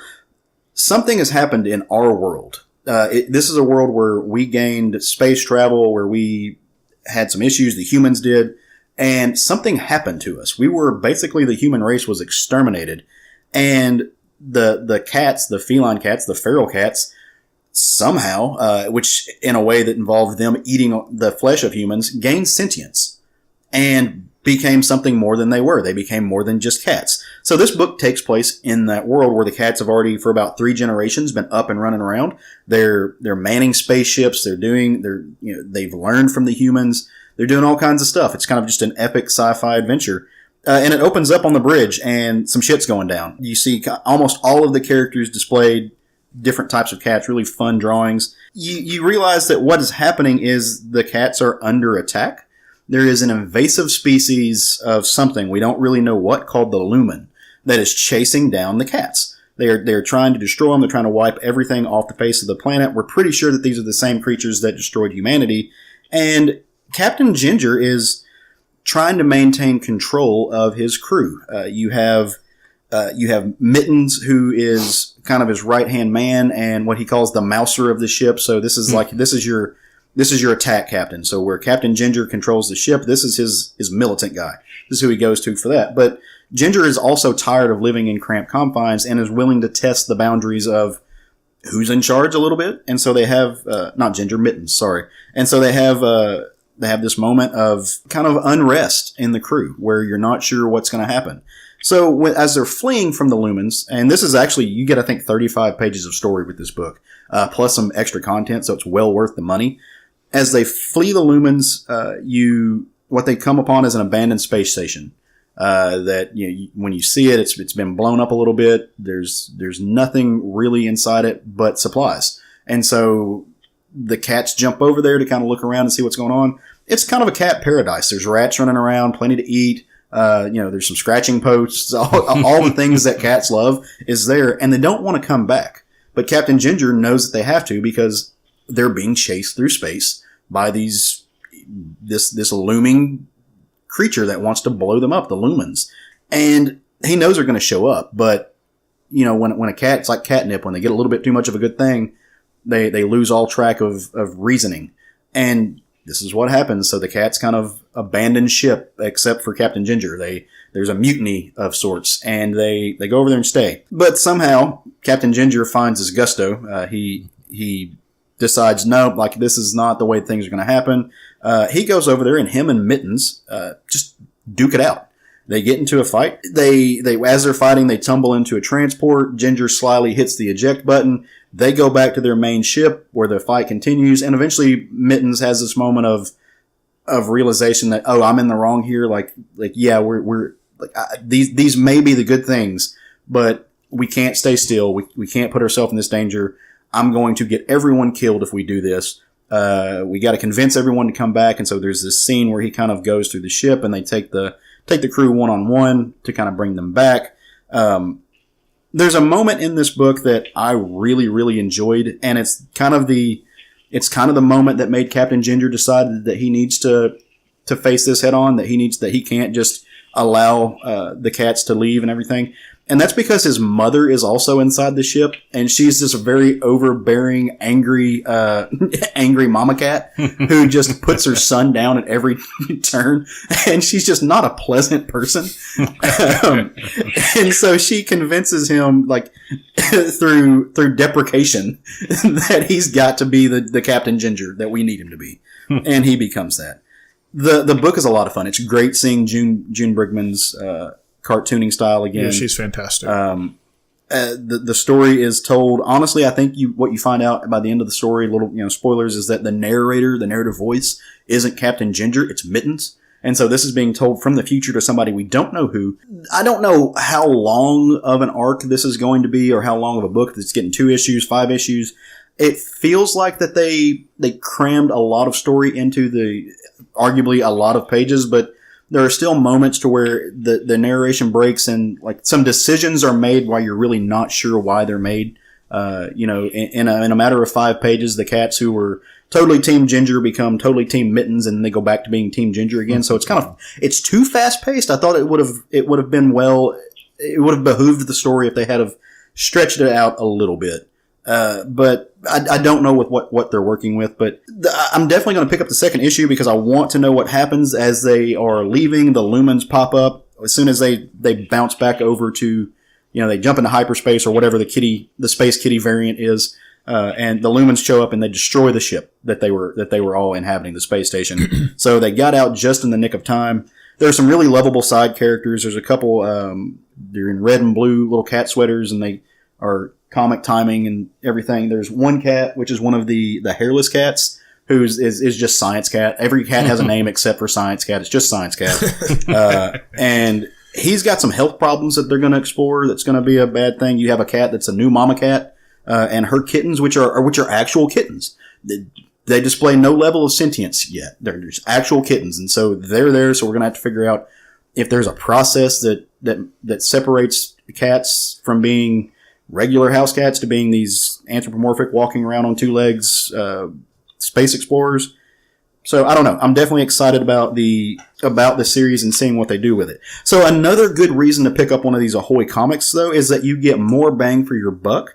In the back pages, you get some more stories. You get the Intrepid Files, which are some letters to the editors of Ahoy and some fan stuff where they just talk about what they created. But you also get these little single-page stories or these little, I think there's some prose work in the back of it.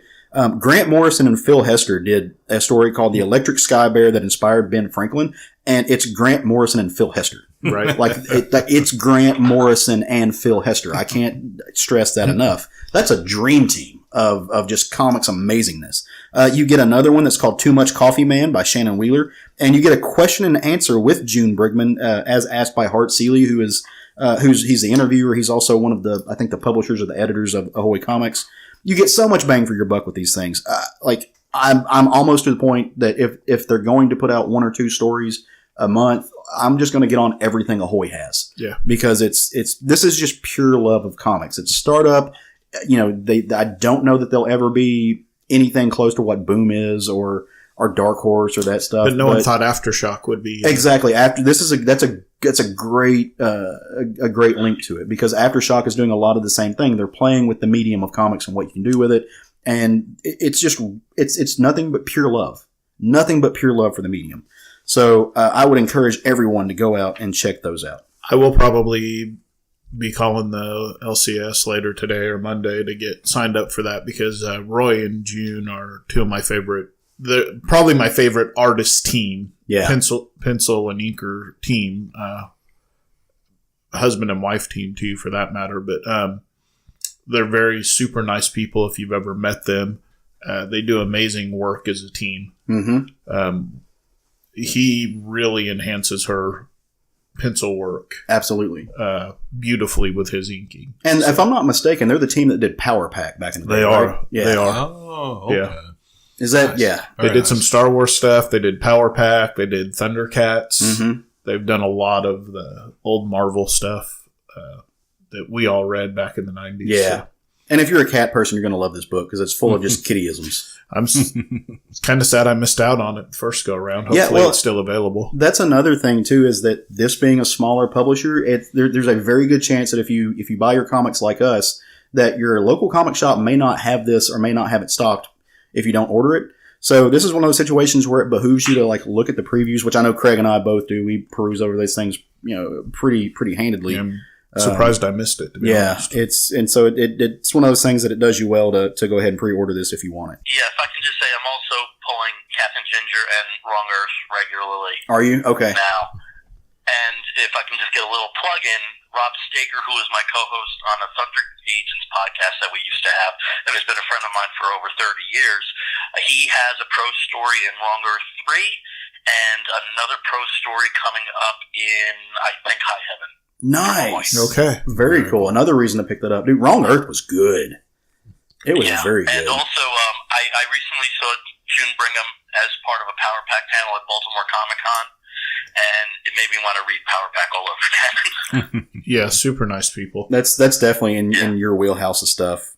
Just great stuff. So, are there any honorable mentions we want to throw out this week? Stuff that we just really dug? I really wanted to talk about Batman. Mm-hmm. But I felt like I really wanted to shine some light on Teen Titans because I don't talk about it nearly as much. But this last issue of Batman was really fucking good. Nice. Craig, you read it? I read it, yeah. Yeah. Did you read it? I haven't yet, and I'm still at the bottom of the stack. It just the conclusion of the KGB arc. Okay. The main reason I didn't bring it up because it really is a visual book. There's dialogue, but without trying to get too much into it, because it is the finale of a trilogy. It's 22 pages of fighting. And then that ending is showing that all I want to say is that you can see that Batman is still kind of broken. He goes very out of character at the end of this, and it's damn good. It's nice. It's another, like I said, the book has picked back up since the whole wedding debacle, which, whether you were happy with how it ended or not, it is what it is, but it has been leading to some good stuff. Very cool. I have a couple of books. Sideways number 9. Was that New 52 Soups at the end of that? Who's the person in the hood that helped him? Patience, Conviction, and Revenge, issue number 2. I talked about issue number 1 about a month ago on the show. It was just as fun as the first issue, if not better. And Justice League was really good this week. Okay. Yeah, it's kind of a DC-orama. Yeah, Aquaman, kind of Aquaman-centric, which surprised me that I liked it that much, but it's kind of setting up that event that's coming with the flooded Earth or whatever it's called that's getting ready to happen. Yeah. So I'm ready to see Kelly Sue DeConnick get on the Aquaman book. That's going to be fun. Yeah, and G. Willow Wilson takes over Wonder Woman in 2 issues, I think. So, Bill, do you got any honorable mentions you want to throw out? Can it not be a comic book?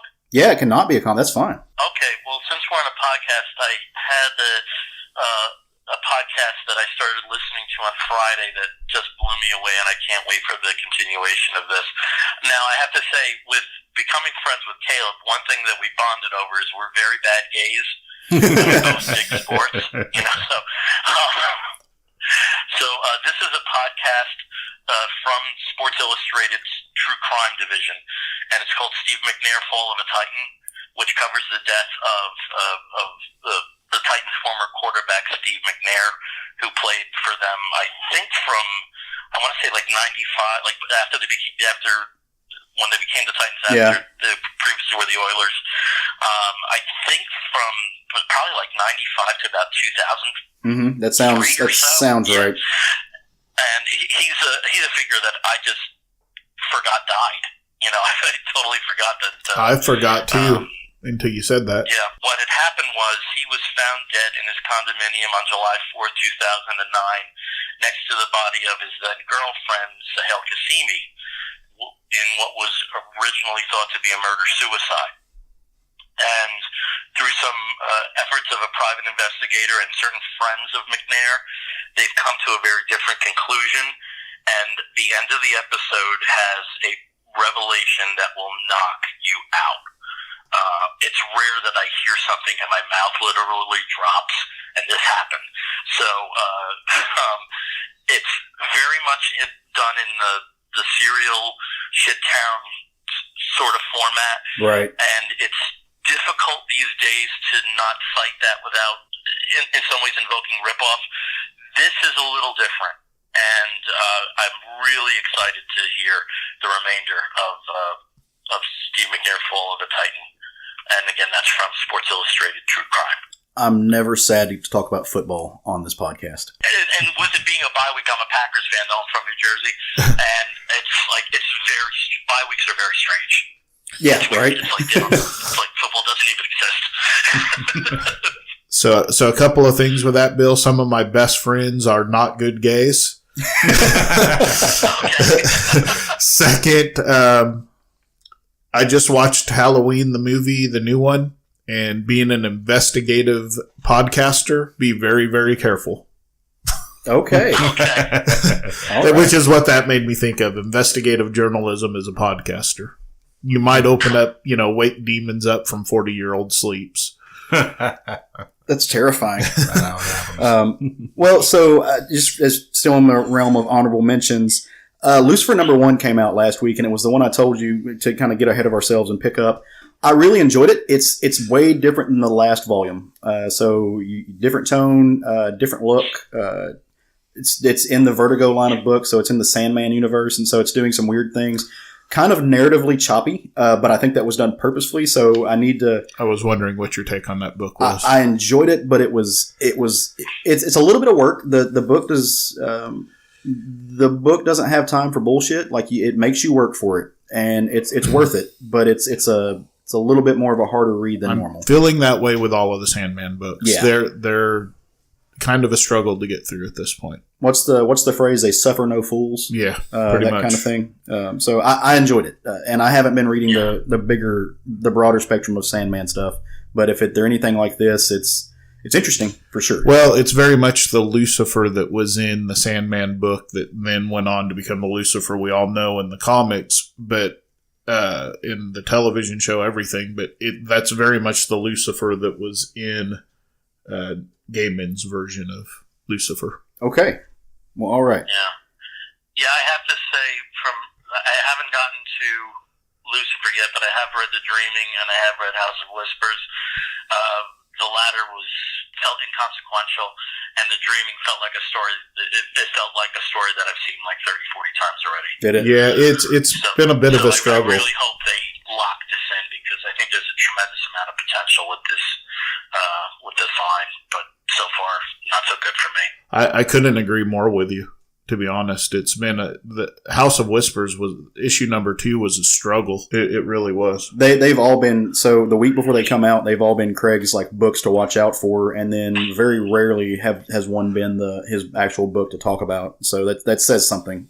So speaking of getting ahead of ourselves, let's do that a little bit now before we sign off and go about our, well, in my case, football watching, but in Bill's case, trying to figure out what to do with his life as he's on a bye week. Well, you know what? I'll have it on in the background while I job search. So. Well, so you can be a temporary Cowboys fan today. You can't be a Packers fan and then be a temporary Cowboys fan. Not till there's a change in ownership. Well, I don't disagree with you on that, even though I am a huge fan. So, but Bill, why don't we start with you, man? What book do you think that people would do well to pick up over the next week or so? I really have been enjoying Action Comics from Bendis. Mm-hmm. It's a little bit jumbled, but at the same token, that happens with Metropolis. And for the book, they focuses more on that element of Superman's life and some of the interesting reveals. I'm not sure how you judge bottom of the stack and top of the stack.